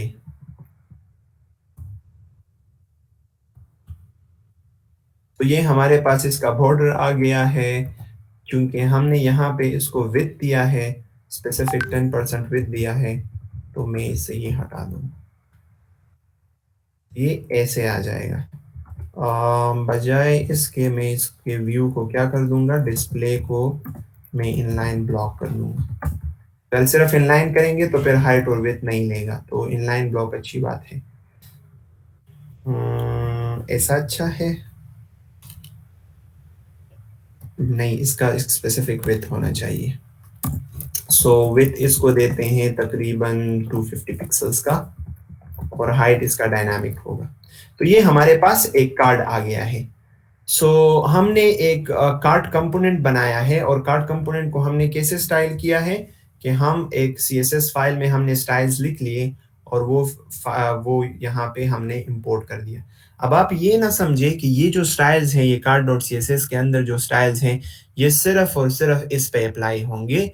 ये तमाम कंपोनेंट्स पे अप्लाई हो सकते हैं। अगर आपने किसी और को कार्ड कार्ड का क्लास दिया ना, तो वो किसी और कंपोनेंट में, इवन अगर आपने इस app.js में इस div को क्लास नेम वो दे दिया ना, क्लास नेम दे दिया इसको कार्ड, तो ये वो जो स्टाइल है वो इस पे भी अप्लाई हो जाएगा। ये देखिए, so keep that in mind. So आप जरूर ऐसे क्लास नेम्स यूज करें जो कि यूनिक हो। उससे बचने के लिए एक और तरीका है, लेकिन फिर ये बहुत ज्यादा लंबा हो जाएगा। मॉड्यूलर सीएसएस पर आप लोग सर्च करें कि उसको कैसे यूज करेंगे रिएक्ट में ना। अच्छा, इस कार्ड को, इस कंपोनेंट को बनाने का फायदा ये है कि अब अगर मैं यहाँ पे 5 कंपोनेंट बनाना चाहता हूँ, सो दैट इज वेरी सिंपल। मैं यहाँ पे इस कार्ड को 5 मरतबा कॉपी कर लूंगा। जस्ट मैंने 5 मरतबा कॉपी कर लिया और ये देखिए, ये हमारे पास 5 कार्ड्स बन गए हैं। मैं इसको थोड़ा सा मार्जिन्स भी दे देता हूँ। सही है, तो ये हमारे पास कार्ड्स बन गए। लेकिन अब अगर आप सोचें ना, तो इन कार्ड्स का कोई खास फायदा नहीं है। क्यों नहीं है? इसलिए नहीं है कि कार्ड में बस एक डमी डेटा मौजूद है। मैं इस डमी डेटा को नहीं चाहता। मैं चाहता हूं कि जब मैं इस कार्ड को यूज करूं, जैसे हमने कल फंक्शंस यूज किए थे ना, तो मैं अगर इस कार्ड को यूज करूं, तो कार्ड को मैं जहां पे यूज करता हूं वहीं पे मैं इसको डेटा पास करूं। तो जैसे हम कल हम सम फंक्शन यूज कर रहे थे, तो हम उसको डायनामिक डेटा कैसे पास कर रहे थे? Using the parameter. जहां पे हम उसको कॉल कर रहे थे, वहां पे हम उसको डिफरेंट वैल्यूज पास कर रहे थे। तो मैं ऐसे ही चाहता हूं कि जहां पे मैं इस कार्ड कंपोनेंट को यूज करना चाहता हूं, वहां पे मैं इसको डेटा पास करना चाहता हूं। So how I can pass data from this app.js to this card? तो इस कार्ड को डेटा पास करने के लिए मैं यहाँ पे कार्ड को जो भी डेटा पास करूंगा वो मैं एट्रीब्यूट्स में पास कर सकता हूं। और इस एट्रीब्यूट्स में जब आप डेटा पास करते हैं, तो इन एट्रीब्यूट्स को रिएक्ट की टर्मिनोलॉजी में प्रॉप्स कहते हैं, प्रॉपर्टीज या शॉर्ट फॉर्म प्रॉप्स। तो मैं चाहता हूं कि मैं एक टाइटल दूंगा इस कार्ड को, और वो टाइटल होगा लेट्स से फुटबॉल, और मैं इसको डिस्क्रिप्शन दूंगा बेस्ट गेम, और मैं इसको इमेज यूआरएल दूंगा, और वो कोई भी इमेज यूआरएल हो सकता है। मैं यहां से उसको कॉपी कर लूँ।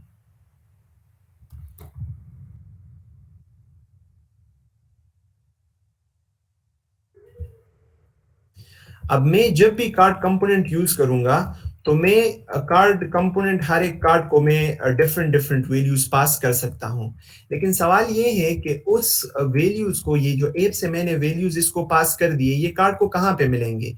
तो कार्ड को यहाँ पे, हर एक कंपोनेंट को यहाँ पे एक ऑब्जेक्ट मिलता है जिसको प्रॉप्स ऑब्जेक्ट कहते हैं। और जितने भी प्रॉप्स आप वहां से पास करते हैं, जब कंपोनेंट को आप यूज करते हैं और जो प्रॉप्स इसको पास करते हैं, वो सारे के सारे प्रॉप्स आपको यहाँ पे एज ऑब्जेक्ट मिलते हैं। तो अगर मैं यहाँ पे console.log करूँ ना प्रॉप्स को, तो आप गौर से देखें, मैं अगर इसको console.log करूँ और यहाँ पे इंस्पेक्ट में आऊं,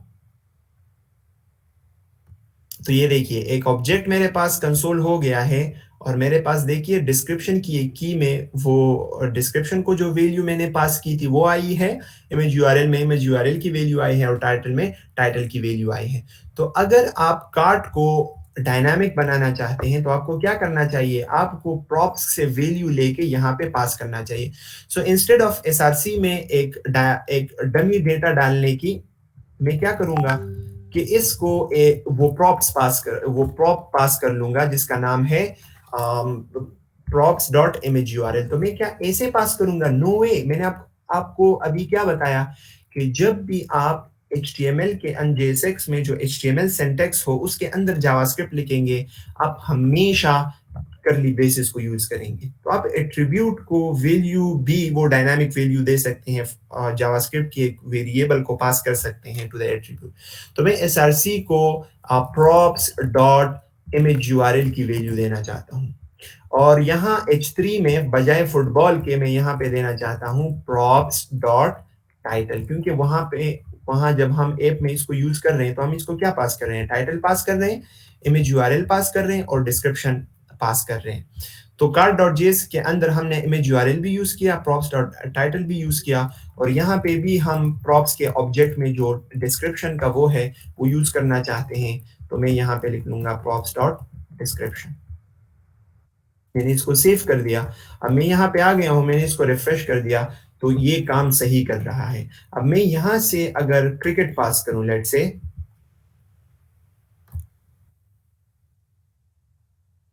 ये देखिए ये क्रिकेट हो गया। अब इसका फायदा ये है कि हम कार्ड को जब भी यूज करेंगे तो हम इसको जब यूज करेंगे तो हम इसको डिफरेंट डेटा दे सकते हैं। मैं इसको कॉपी करके इसको पेस्ट कर लेता हूँ, दोबारा से मैं कार्ड को क्रिकेट के लिए यूज कर लेता हूँ। क्रिकेट बेस्ट क्या कहें, cricket is interesting for bowler and batsman, bowler and batsman. अच्छा, और एक इमेज यूआरएल यहाँ से कहीं से कॉपी कर लेते हैं, क्रिकेट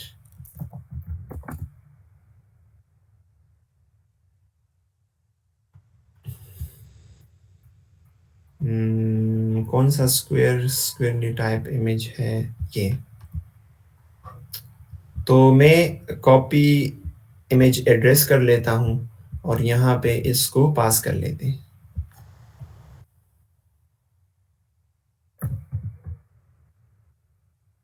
तो सेव करते हैं और ये देखिए ये हमारे पास दूसरा कार्ड आ गया है। इसी तरह से हम मल्टीपल कार्ड्स को यहाँ पे यूज कर सकते हैं और हर एक कार्ड में अपना अपना वो डेटा हम कस्टम डेटा शो कर सकते हैं। और फायदा क्या है, अब वही एक ही कार्ड कंपोनेंट है, हम डिफरेंट डेटा को दिखाने के लिए उसको डिफरेंट डेटा पास कर रहे हैं। So this is called props and this phenomena is called parent to child communication. अब ऐप के कंपोनेंट के अंदर आप कार्ड यूज कर रहे हैं तो ऐप का कंपोनेंट कार्ड के लिए पेरेंट है और ये जो कार्ड है ये इसका चाइल्ड है। ये बात याद रखिए कि जब भी आप किसी कंपोनेंट से JSX को रिटर्न करते हैं, अगर मैं इस डिफ के नीचे H1 रिटर्न H3 रिटर्न करना चाहता हूं, मैं यहाँ पे कहना चाहता हूं सब हेडिंग, तो ये सारा जो कोड है इसको रेड अंडरलाइन कर लेता है। क्यों, इस पे थोड़ा सा होवर करते हैं और देखते हैं। JSX expressions must have one parent element. तो ये कह रहा है कि जब भी आप रिएक्ट आप पे ये रूल इम्पोज करता है कि जब भी आप किसी कंपोनेंट से JSX को रिटर्न करेंगे तो उनका पेरेंट एक होना चाहिए। अब हाँ, पहले ये काम क्यों कर रहा था, क्योंकि एक ही पेरेंट था डिव और उसके अंदर हम पूरा का पूरा कोड लिख रहे थे। अब ये क्यों काम नहीं करता, क्योंकि हम मल्टीपल हम ग्रुप ऑफ एलिमेंट्स को, ग्रुप ऑफ JSX एलिमेंट्स को यहाँ से रिटर्न करें। तो group of JSX element is not allowed, only one parent element is allowed और उसके अंदर आप कोई भी वो लिख सकते हैं। तो अगर आप नहीं चाहते कि इस H3 और इस डिव को एक और डिव में बंद करें तो रिएक्ट आपको एक और फंक्शनैलिटी देता है जिसको रिएक्ट फ्रेगमेंट्स कहते हैं। फ्रेगमेंट क्या करता है कि इस एरर से आपको बचा लेता है और व्यू में कोई भी चीज रेंडर नहीं करता, क्योंकि रिएक्ट का रूल ये है, उसकी लिमिटेशन ये है कि किसी भी कंपोनेंट से आप एक पेरेंट एलिमेंट किसी भी एलिमेंट से जब आप JSX को रिटर्न करते हैं तो वो JSX एक ही पेरेंट में बंद होना चाहिए। तो हम अगर एक पेरेंट में उसको बंद नहीं करना चाहते हैं, हम मल्टीपल सिबलिंग्स को रिटर्न करना चाहते हैं, तो हमें रिएक्ट फ्रेगमेंट्स यूज करने होंगे। और React fragments they are like empty tags. तो आप ऐसे एम्प्टी टैग्स को ओपन करें और यहाँ पे इसको रैप करें इसमें, तो ये देखिए वो एरर चला गया है। और हम अगर यहाँ पे आए तो हमारे पास ये H3 भी यहाँ पे आ गया है। सो this is called React fragments, and this props, passing props and using it inside a component is called, this process is called parent to child communication, because this card is child to this A. And और ये दो cards चूंकि एक ही level of उस पे है, एक ही parent के अंदर बंद है, तो इनको हम सिबलिंग्स कह सकते हैं, बहन भाई कह सकते हैं in terms, in technical terms. So अब और क्या हम पढ़ेंगे, लेट मी सी। Okay,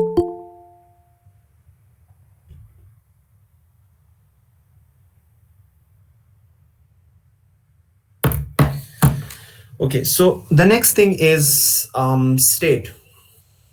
मैं आपको एक चीज बताता हूं, एक सिंपल काउंटर बनाते हैं। तो काउंटर बनाने के लिए मैं कंपोनेंट्स के अंदर आ जाऊंगा और यहाँ पे एक फाइल बना दूंगा counter.js, ठीक है। कैसे बनाएंगे? फंक्शन बनाएंगे काउंटर का, उसको कोई नाम देंगे और इससे JSX को रिटर्न करेंगे। तो मैं इससे रिटर्न करता हूँ एक डेफ को, चले, और इसी फंक्शन को एक्सपोर्ट करते हैं, एक्सपोर्ट डिफॉल्ट काउंटर, और यहाँ पे app.js के अंदर काउंटर को यूज करते हैं।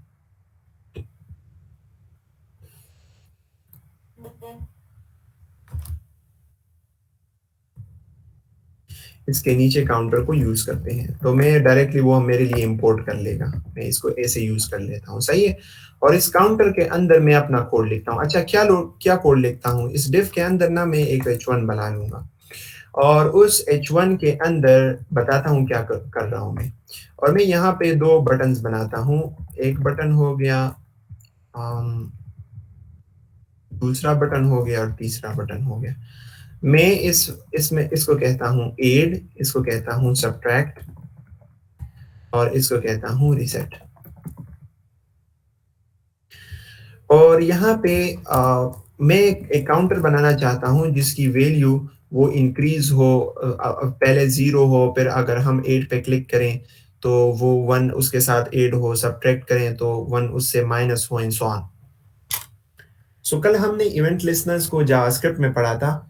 आज हम इवेंट लिसनर्स को रिएक्ट में भी डिस्कस करेंगे। तो मैं क्या कर लेता हूँ कि यहाँ पे चलो 0 दिखा लेते हैं और व्यू देखते हैं कि कैसे हमारे पास क्या चीज़ रिटर्न हुआ है। हमारे पास ये जो है ये रिटर्न हो गया है।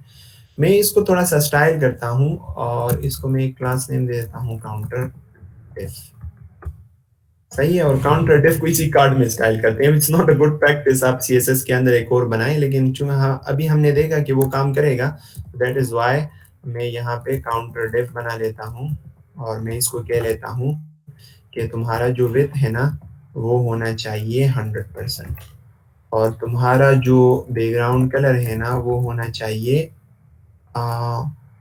लाइट ब्लू, और तुम्हारा जो टेक्स्ट लाइन है ना ये होना चाहिए सेंटर, ठीक है, सेंटर होना चाहिए। अब देखते हैं कि क्या बन गया, ये यहाँ पे ऐसे आ गया है, which is well and good, right. अब क्या करते हैं कि counter.div में इसको पैडिंग भी मैं दे देता हूँ, पैडिंग 20 पिक्सल्स, ताकि ये ऐसे हो जाए। और यहाँ पे मैं एप में सबसे लास्ट में BRs थोड़े से यूज कर लेता हूँ ताकि थोड़ा सा नीचे स्क्रॉल हो ना, ऐसे। अच्छा, और इन एड सब्ट्रैक्ट और इनको भी थोड़ा सा वो स्टाइल करते हैं। तो मैं इसको क्लास नेम दे दूंगा एड, इसको मैं क्लास नेम दे दूंगा सब्ट्रैक्ट और इसको मैं क्लास नेम दे दूंगा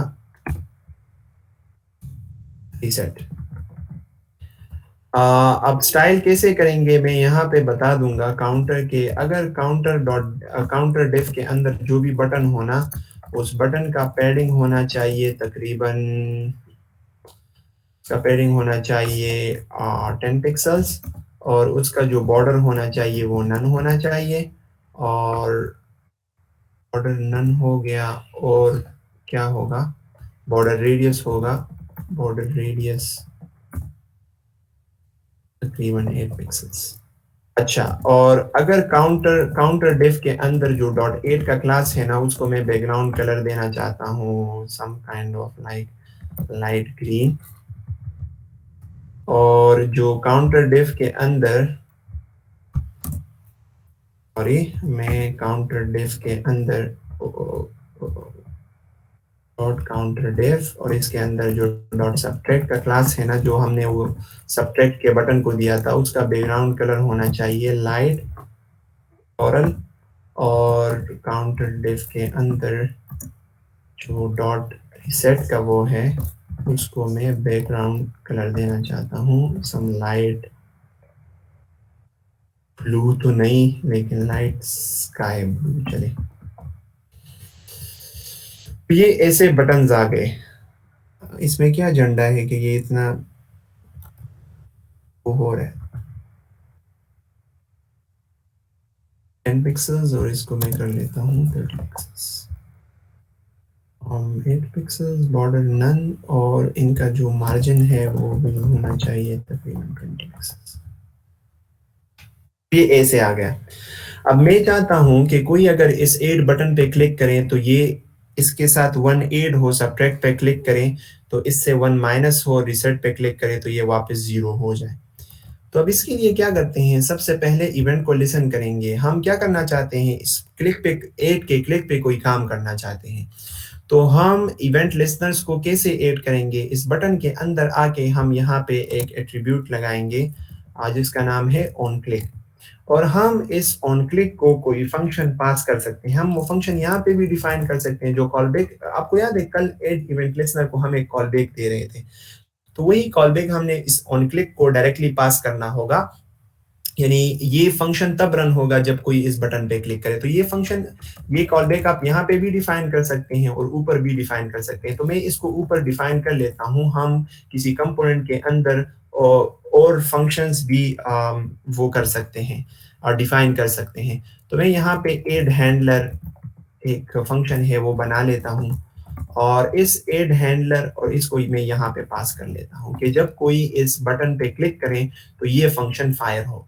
और इस फंक्शन के अंदर मैं क्या करना चाहता हूँ, मैं चले कंसोल कर लेता हूँ ऐड इज क्लिक्ड। तो कंसोल के अंदर जाते हैं, जैसे ही मैं ऐड पे क्लिक करता हूँ ये देखिए ऐड इज क्लिक यहाँ पे कंसोल हो गया। तो हमारा जो वो है कोड है वो सही काम कर रहा है, हमारा इवेंट लिसनर ये लग गया है। इसी तरह से अगर मैं ऑन क्लिक पे यहाँ पे भी इवेंट लिसनर लगाना चाहता हूँ तो यहाँ पे मैं सब्ट्रैक्ट हैंडलर एक फंक्शन पास कर दूंगा, और यहाँ पे रिसेट में मैं रिसेट हैंडलर, और यहाँ पे मैं वो सारे फंक्शंस डिफाइन कर लूंगा।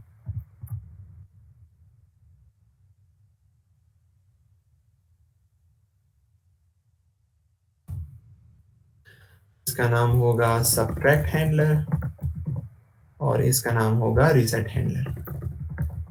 अब 8 के साथ मैं क्या करना चाहता हूँ, अब बहुत आसान है ना। मैं यहाँ पे नंबर कह सकता हूँ, मैं कह सकता हूँ कि यार let number is equal to 0, ठीक है। या काउंटर कह सकते हैं या काउंट कह सकते हैं, let count is equal to 0। और मैं इस काउंट वेरिएबल की वैल्यू को यहाँ पे इस h1 के अंदर दिखाना चाहता हूँ। तो मैं यहाँ पे अगर ऐसे कर लूँ तो इट्स वर्किंग द सेम। अब अगर मैं ऐड हैंडलर अगर फायर होगा तो मैं ऐड हैंडलर के साथ क्या करना चाहता हूँ कि काउंट में मैं काउंट की प्रीवियस वैल्यू को उठा के उसके साथ एक ऐड करना चाहता हूँ। सो नाउ लेट्स सी कि काम कर रहा है कि नहीं। अगर मैं इस पे ऐड पे क्लिक करूँ ये काम नहीं कर रहा, क्यों काम नहीं कर रहा। मैं अगर इंस्पेक्ट के अंदर आऊं तो कंसोल करूं तो मेरा जो ऐड इज क्लिक्ड है वो कंसोल हुआ है, लेकिन ये यूआई अपडेट क्यों नहीं हो रही। अगर मैं काउंट की वैल्यू को यहाँ पे कंसोल करूं तो काउंट की वैल्यू को भी देख लेते हैं कि काउंट की वैल्यू क्या आ रही है हमारे पास।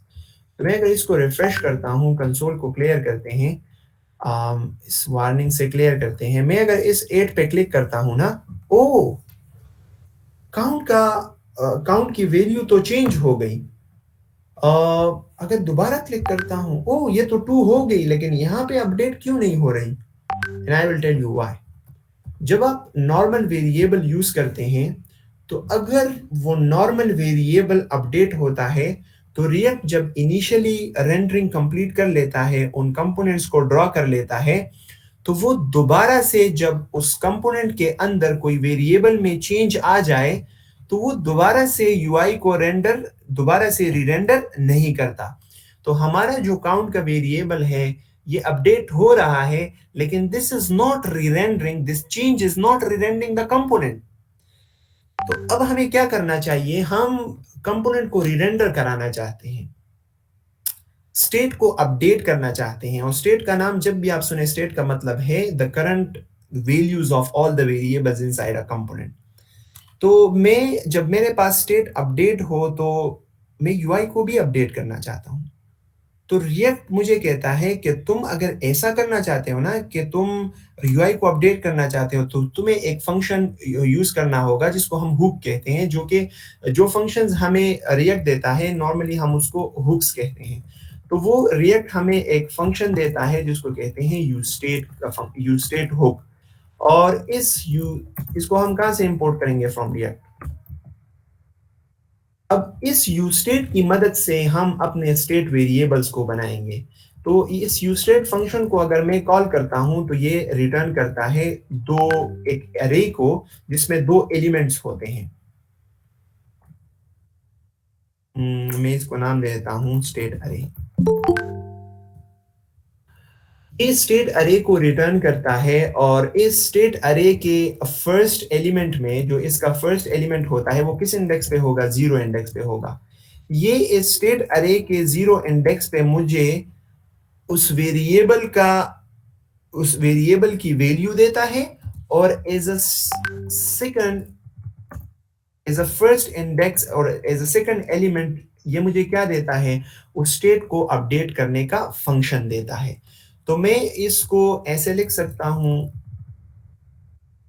कॉन्स्ट, मैं इस काउंट को हटा दूंगा,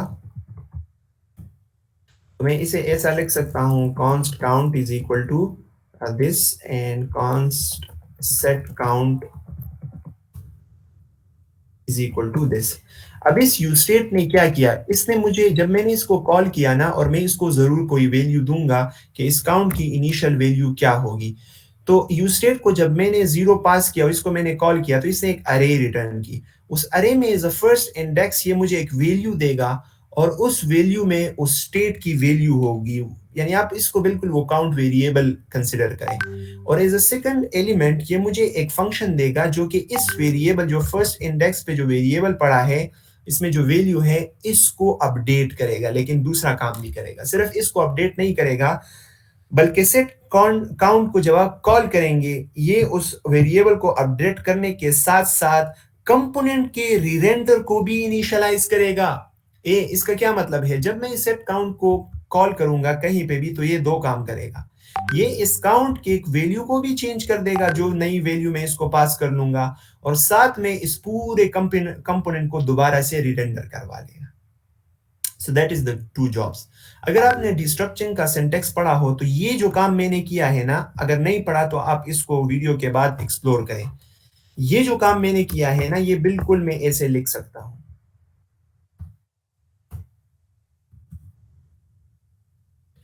मुझे 2 वेरिएबल्स देता है, एक अरे देता है जिसमें 2 वैल्यूज होते हैं। पहले वैल्यू को मैंने काउंट वेरिएबल में स्टोर किया, और दूसरा एक फंक्शन होता है, तो उस फंक्शन को हम नॉर्मली वेरिएबल को जो नेम देते हैं उसके साथ सेट लगा के उस फंक्शन को वो नाम दे देते हैं। तो अब अगर मैं काउंट को अपडेट करना चाहता हूं तो मैं ऐसे नहीं लिखूंगा count is equal to count plus 1, बल्कि मैं इस फंक्शन को कॉल करके काउंट की वैल्यू को चेंज करूंगा। तो मैं यहाँ पे सेट काउंट को कॉल करूंगा और इसको नई वैल्यू दूंगा। तो मैं नई वैल्यू क्या देना चाहता हूँ? काउंट की जो ओल्ड वैल्यू है उसके साथ 1 को ऐड करो। तो ये इस काउंट के साथ 1 को ऐड करके इसको यहाँ इस काउंट वेरिएबल को नई वैल्यू दे देगा, साथ में काउंटर के फंक्शन को दोबारा से रिरेंडर भी कर देगा। और अगर मैं सबट्रैक्ट हैंडलर में क्या करना चाहता हूं, इसमें फिलहाल कुछ भी नहीं करते, और ये कंसोल भी मैं हटा देता हूं। अगर हम आर यू रेडी? अब अगर हम 8 पे क्लिक करेंगे तो ये इसके साथ 1 ऐड होना चाहिए। See, it's working fine.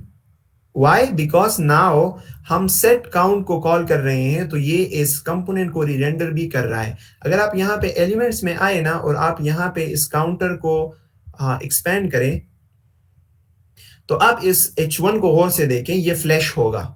ये देखिए, ये फ्लैश हो रहा है। फ्लैशिंग का मतलब ये है कि ये H1 दोबारा से रिरेंडर हो रहा है। एक्चुअली तो पूरा काउंटर का जो कंपोनेंट है वो री-रेंडर होता है, लेकिन रिएक्ट का एक डिफिंग एल्गोरिथम है, वो देखता है कि प्रीवियस स्टेट और अभी के स्टेट में क्या फ़र्क है और सिर्फ़ उसको अपडेट कर लेता है। तो प्रीवियस स्टेट में ऐड, सब्ट्रैक्ट और रीसेट सारे बटन्स तो वही हैं, सिर्फ़ H1 की वैल्यू चेंज हुई है, तो इसलिए सिर्फ़ ये H1 फ्लैश हो रहा है। That's why. अब सब्ट्रैक्ट कैसे करेंगे? ऐड तो हमने कर लिया, सब्ट्रैक्ट तो अभी भी काम नहीं कर रहा। तो यहाँ पे भी हम सब्ट्रैक्ट हैंडलर में भी सेट काउंट को कॉल कर देंगे और यहाँ पे इसको नई वैल्यू देंगे, और नई वैल्यू क्या है? Set count -1। और इसी तरह से अगर कोई रीसेट पे क्लिक करेगा तो मैं सेट काउंट में डायरेक्ट 0 पास कर दूंगा। तो अगर मैं इसको सेव करता हूँ, मैं इससे सब्ट्रैक्ट करता हूँ, तो सब्ट्रैक्ट भी काम करता है और रीसेट भी काम कर रहा है। फिर ऐड करते हैं, फिर सब्ट्रैक्ट 1 2 करते हैं, फिर रीसेट करते हैं। सब्ट्रैक्ट लेट से मैं इससे कर रहा हूँ तो ये माइनस में जा रहा है, और मैं अगर इसको माइनस से, मतलब मैं माइनस में इसको नहीं ले जाना चाहता, तो मैं यहाँ पे एक इफ कंडीशन लगा सकता हूँ कि if count is greater than और इक्वल टू 0, तो तब क्या करो, अगर वो 0 से ग्रेटर है, नॉट इक्वल टू, तो फिर काउंट से 1 को माइनस करो।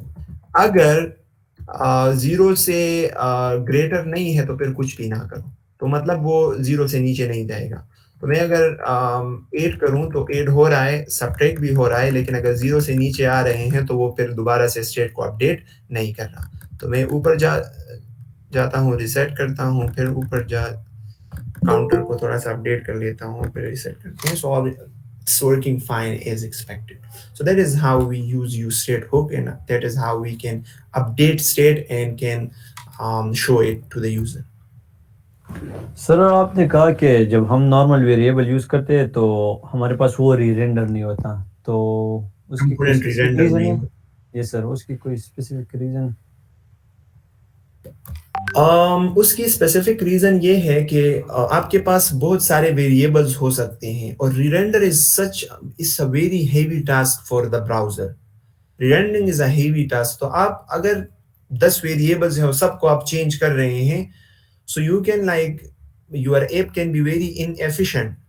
तो रिएक्ट ने क्या किया है कि उसने आपको एक यूज स्टेट का हुक दिया है कि तुम अगर ऐसा कोई स्टेट वेरिएबल यूज करना चाहते हो तो तुम्हें ये हुक यूज करो। तो मैं हर एक वेरिएबल चेंज पे कंपोनेंट को अपडेट नहीं करूंगा, बल्कि यूज स्टेट से तुम जितने वेरिएबल्स डिफाइन करोगे, जितने स्टेट डिफाइन करोगे, ये तो it's not normal variables, state define करोगे, मैं उसको री-रेंडर करूंगा। That's why. एक और बात सर, आप तो लोगों हमें जी जी बताएं। जी सर, बोले आप बोले। ठीक है, तो मैं ये कह रहा था कि किसी ने ये नहीं पूछा कि जब ये फंक्शन री-रेंडर होगा तो इसके अंदर सारा का सारा कोड दोबारा से वो रन होगा। तो अगर ये लाइन भी दोबारा से रन होगा तो ये तो फिर से इनिशियल वैल्यू 0 लेके काउंट में स्टोर कर देगा। तो how we are seeing the updated value? तो रिएक्ट को पता है जब वो यूज स्टेट में आ जाता है तो ये इस स्टेट को याद रखता है, ये इस काउंट की वैल्यू को याद रखता है। जब ये इस काउंट के लाइन में आ जाता है तो ये देखते हैं, अच्छा तुम स्टेट वेरिएबल हो, तो स्टेट वेरिएबल तुम्हारे पास, मैं तुम्हें दोबारा से नई वैल्यू नहीं दूंगा, बल्कि मैं तुम्हारी वैल्यू को outside of the component manage कर रहा हूं, तुम ये वैल्यू ले लो। तो वो ऐसे आउटसाइड ऑफ द कंपोनेंट इसको मैनेज करता है, लेकिन आप इस स्टेट की वैल्यू को outside of the component access नहीं करते। रिएक्ट इसको outside of the component manage करता है। इसी वजह से जब वो कंपोनेंट दोबारा री-रेंडर होता है तो स्टेट का वेरिएबल दोबारा से इनिशियलाइज नहीं होता। That's the trick. सही है? ओके, सो कंडीशनल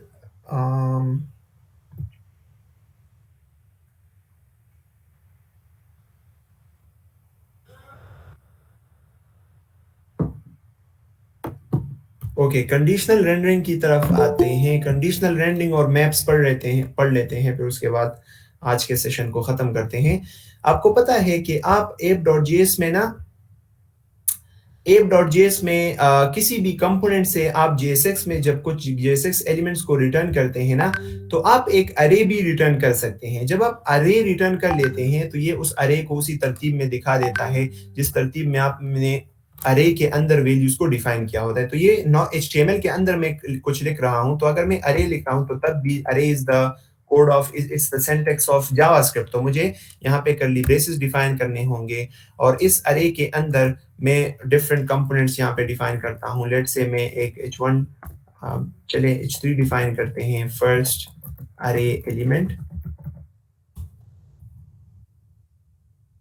दूसरा एलिमेंट डिफाइन करता हूँ सेकेंड एलिमेंट, एक बटन डिफाइन करता हूँ, थर्ड एलिमेंट को सेव करते हैं। यहाँ पे आ जाइए, ये देखिए फर्स्ट अरे element, second element, third element. तो अगर आप अरे ऑफ कंपोनेंट्स देंगे, अरे ऑफ JSX एलिमेंट्स देंगे तो वो भी काम करेगा, नो प्रॉब्लम। तो अब ना लेट्स से मेरे पास क्या है, मेरे पास 10 लेट्स से मेरे पास वो है 10 स्पोर्ट्स है और मैं इसको यहाँ पे रेंडर करना चाहता हूँ और मेरे पास वो डेटा तो ऐसे नहीं आएगा ना।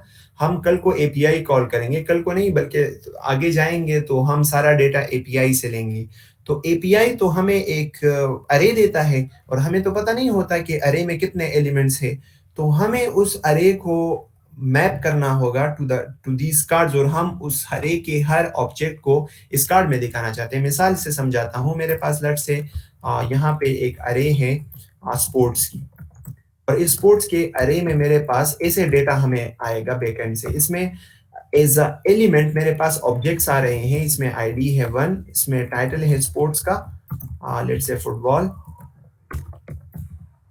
और फिर डिस्क्रिप्शन ऑफ द वो है, डिस्क्रिप्शन ऑफ द स्पोर्ट्स है बेस्ट गेम एवर, और हमारे पास इमेज URL भी है।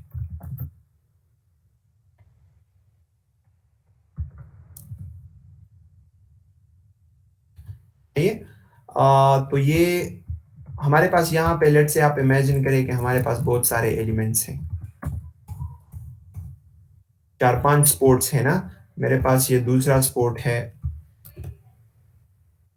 और ये लेट से है क्रिकेट और best game ever, best game is cricket. और इमेज URL को नहीं छेड़ते क्योंकि फिर काफी टाइम लग जाएगा। और ये तीसरा वो है, मैं इसको टेबल टेनिस कर लेता हूँ, बेस्ट गेम फॉर 2 प्लेयर्स। इसी तरह से हमारे पास कोई गेम का नाम बताए और कौन सा कोई फेवरेट गेम जो मैं यहाँ पे मिस कर रहा हूँ। क्रिकेट, टेबल टेनिस, और क्या है? वॉलीबॉल। और मैं डिस्क्रिप्शन में लिख लेता हूँ बेस्ट गेम ऑफ अमेरिका। एक और बताएं। हॉकी। हॉकी, ये वर्स्ट गेम एवर। सर हमारी नेशनल है, आप जो भी हो। अच्छा इसको भी आप माइंड कर गए यार, इसको भी चले कर लेते हैं। Good game. नहीं सर ऐसे फन के लिए बोल। नहीं, मैं भी गप लगा रहा हूँ, तो इसको गुड गेम कह लेते हैं। तो क्या करते हैं अब, ये हमारे पास डेटा आ रहा है और मैं इस तमाम ऑब्जेक्ट्स को, ये जो ऑब्जेक्ट्स मेरे पास आ रहे हैं इनके अंदर जो टाइटल, डिस्क्रिप्शन और ये चीजें हैं, ये मैं कार्ड में दिखाना चाहता हूँ। अब कैसे करूंगा? तो मैं इस अरे पे लूप लगाऊंगा, जिस तरह कल मैं लगा रहा था कि एक अरे आ रही थी उस फेच से और हम उस पे लूप लगा रहे थे।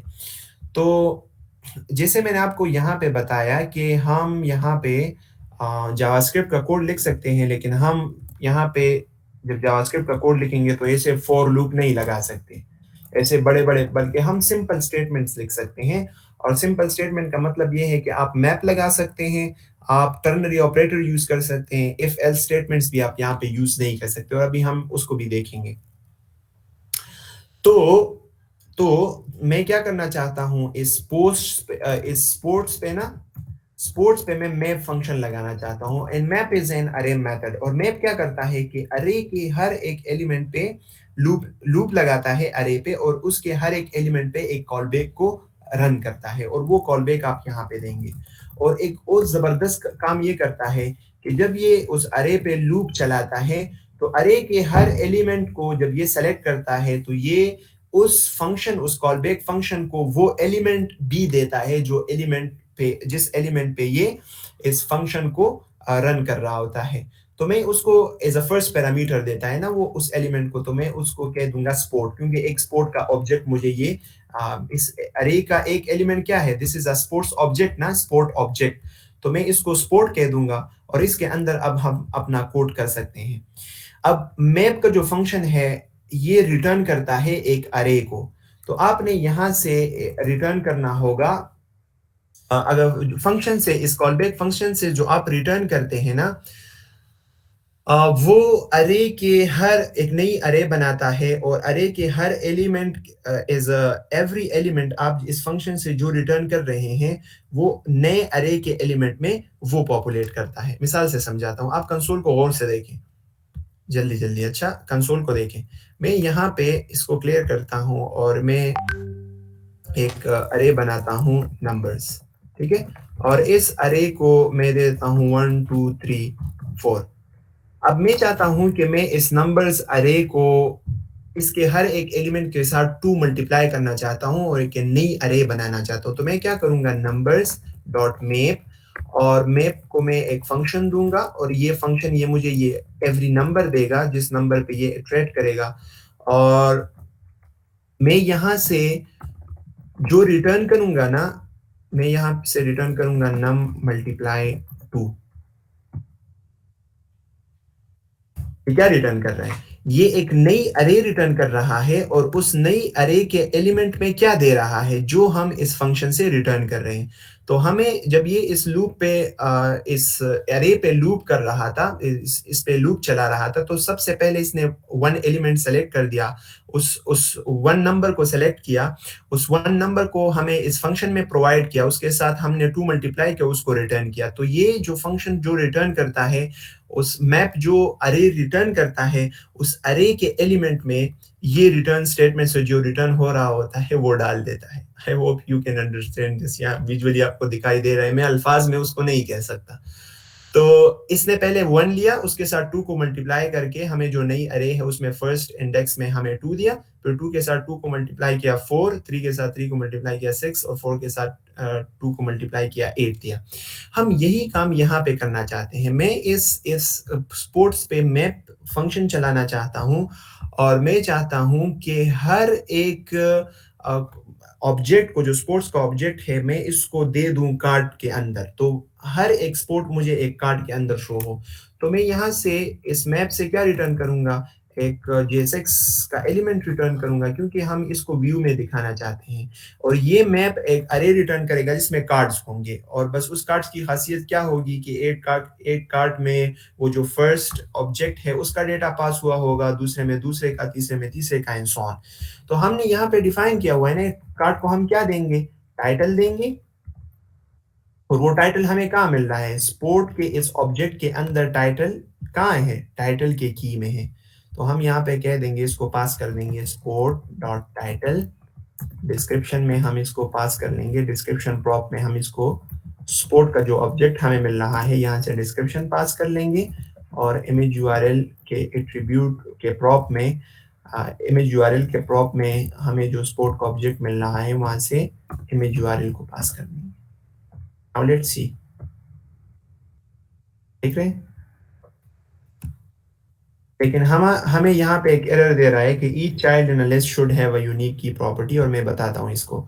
ये देखिए ना, सारे के सारे एलिमेंट्स पे इसने लूप लगाया और हर एक ऑब्जेक्ट के अगेंस्ट इसने एक कार्ड को रिटर्न किया, और उस कार्ड में उसी ऑब्जेक्ट का डेटा वो उसने प्रिंट कर दिया। तो पहले में फुटबॉल है, दूसरे में क्रिकेट, थर्ड में टेबल टेनिस, वॉलीबॉल और हॉकी, और लास्ट में ये 2 मैं हटा देता हूँ, इसको कमेंट कर लेते हैं, कंट्रोल/, तो ये कमेंट हो जाएगा।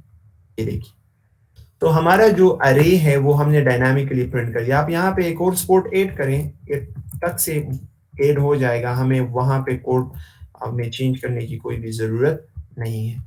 तो कल मैं डेटाबेस में एक और स्पोर्ट डेटाबेस में हम एक और स्पोर्ट को ऐड कर लेंगे, तो फिर क्या फ्रंट एंड में चेंज करेंगे? नो, बस डेटा को भेज दें, वो डायनामिकली खुद एडजस्ट हो जाएगा।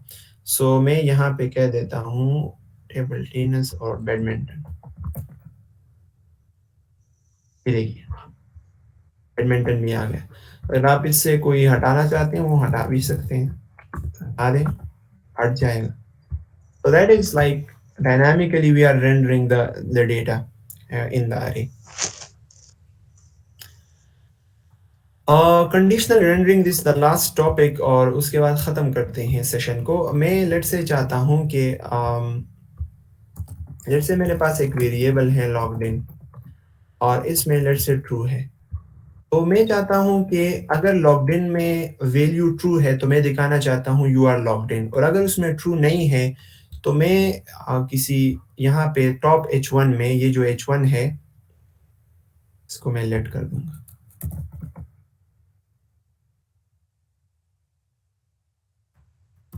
ये कॉन्स्ट सही है। तो मैं यहाँ पे एक सॉरी मैं यहाँ पे एक h1 शो करना चाहता हूँ और उस h1 के अंदर मैं डिफरेंट डेटा को रेंडर करना चाहता हूँ, या आप ऐसा कह लें कि मैं डिफरेंट कंपोनेंट्स को यहाँ पे रेंडर करवाना चाहता हूँ। मैं चाहता हूँ कि जब लॉगिन में ट्रू हो तो मैं एक h1 दिखाना चाहता हूँ और उस h1 में मैं कहना चाहता हूँ कि तुम लॉगिन हो, अगर नहीं है तो मैं उसको कहता हूँ कि यू आर नॉट लॉगिन। तो conditional based on specific condition हम कैसे एक कंपोनेंट को रेंडर करेंगे और कैसे एक कंपोनेंट को हाइड करेंगे। तो हम यहाँ पे चूंकि जावास्क्रिप्ट का कोड लिखते हैं, इफ एल्स स्टेटमेंट लिखेंगे तो हम यहाँ पे कर्ली ब्रेसेस लगाएंगे, लेकिन इफ एल्स कॉम्प्लेक्स स्टेटमेंट्स है वो हम कर्ली ब्रेसेस के अंदर नहीं लिख सकते, बल्कि हमें एक टर्नरी ऑपरेटर यूज करना होगा। टर्नरी ऑपरेटर शायद आप लोगों ने ना पढ़ा हो, मैं आपको यहाँ पे जल्दी दिखा देता हूँ। अगर आप लोग इस तरह का कोई इफ स्टेटमेंट लिखते हैं ना, इफ एल्स स्टेटमेंट कि if logged in is equal to true, तो मैं कंसोल करना चाहता हूं लॉग्ड इन सक्सेस, ठीक है, कुछ देखना चाहता हूं ना। और अगर लॉग्ड इन में कुछ ट्रू ना हो तो मैं go away, you are liar, सही है। तो मैं ऐसे करना चाहता हूं। तो लॉग्ड इन हमारे पास वेरिएबल है ही नहीं ना, वो इसलिए एरर थ्रो करेगा, तो मैं फर्स्ट लॉग्ड इन बना देता हूँ।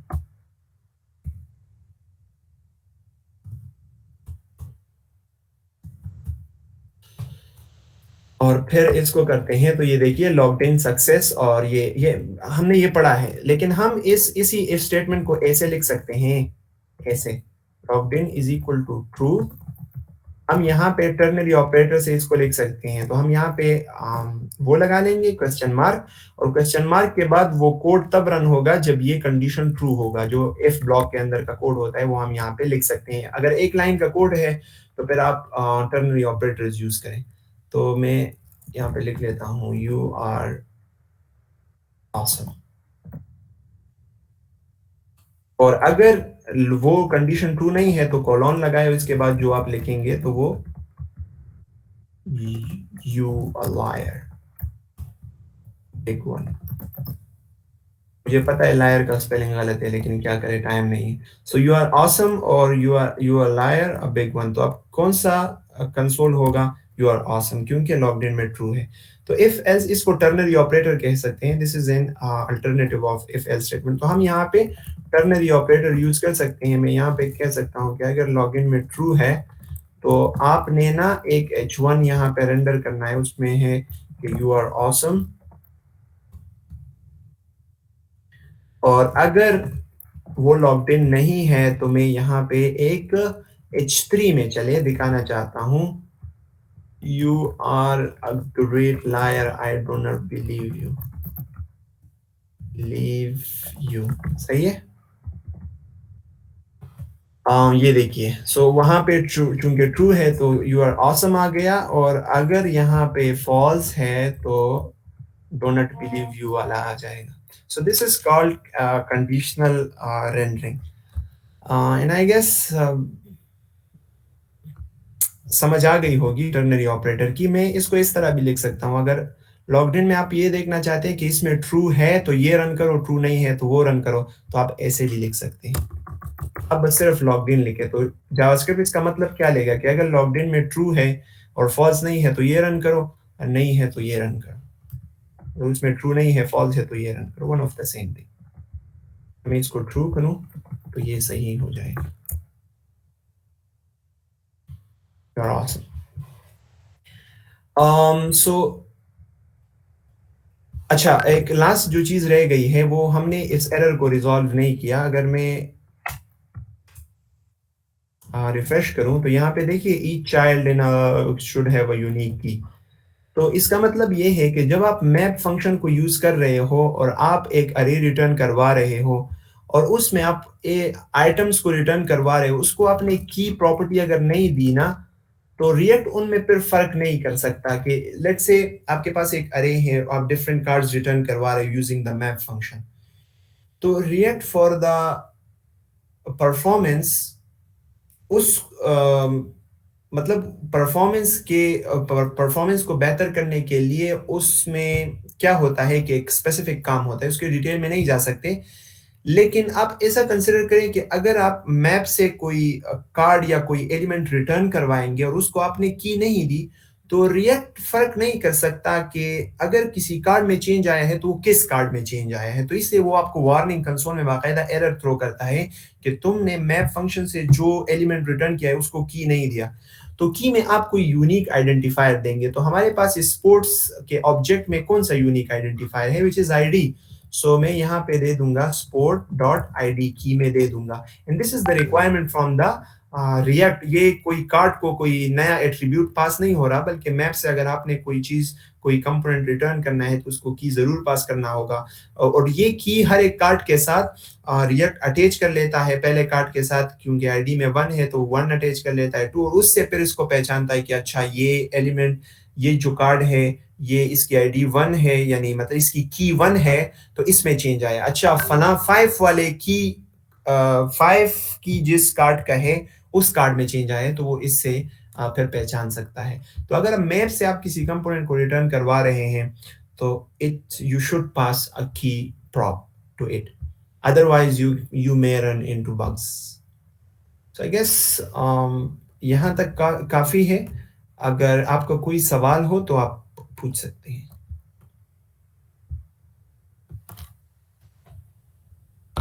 हाँ जी जी, रिलैक्स जी, बताएं। ये मेरा क्वेश्चन ये था कि अगर आप मतलब इसमें ये भी बता देते हैं कि और किस मेथड से हम इसको क्रिएट कर सकते हैं टैग को, जैसे कि अलर्ट से कैसे कर सकते हैं या फिर पार्सल से कैसे कर सकते हैं, तो थोड़ा ज़्यादा अच्छा हो जाता।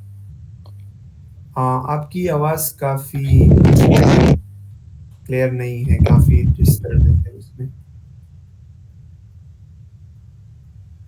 क्या आप दोबारा रिपीट कर सकते हैं? मैंने आपको सही नहीं सुना।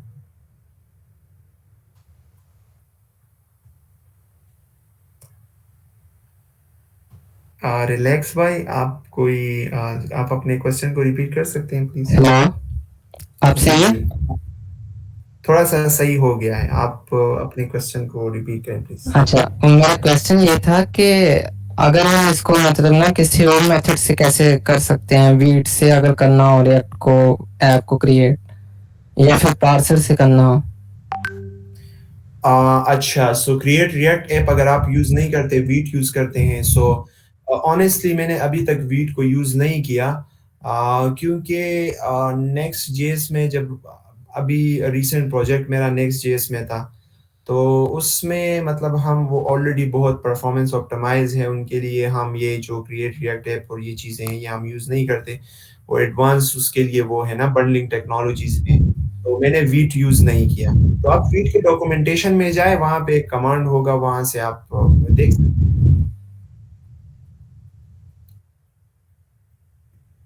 ओके, कोई और सवाल? बस आपका सेशन काफ़ी इंजॉय कर रहे हैं, लेकिन अगर थोड़े एक्सटेंड हो गए तो और भी मज़ा आ जाएगा। मैं समझा नहीं आपके उसको। आपका सेशन 4 दिन के लिए ना? नहीं तो आज आखिरी सेशन है। 4 दिन इज़न नहीं? अच्छा, हमारे पास डिफरेंट स्पीकर्स हैं।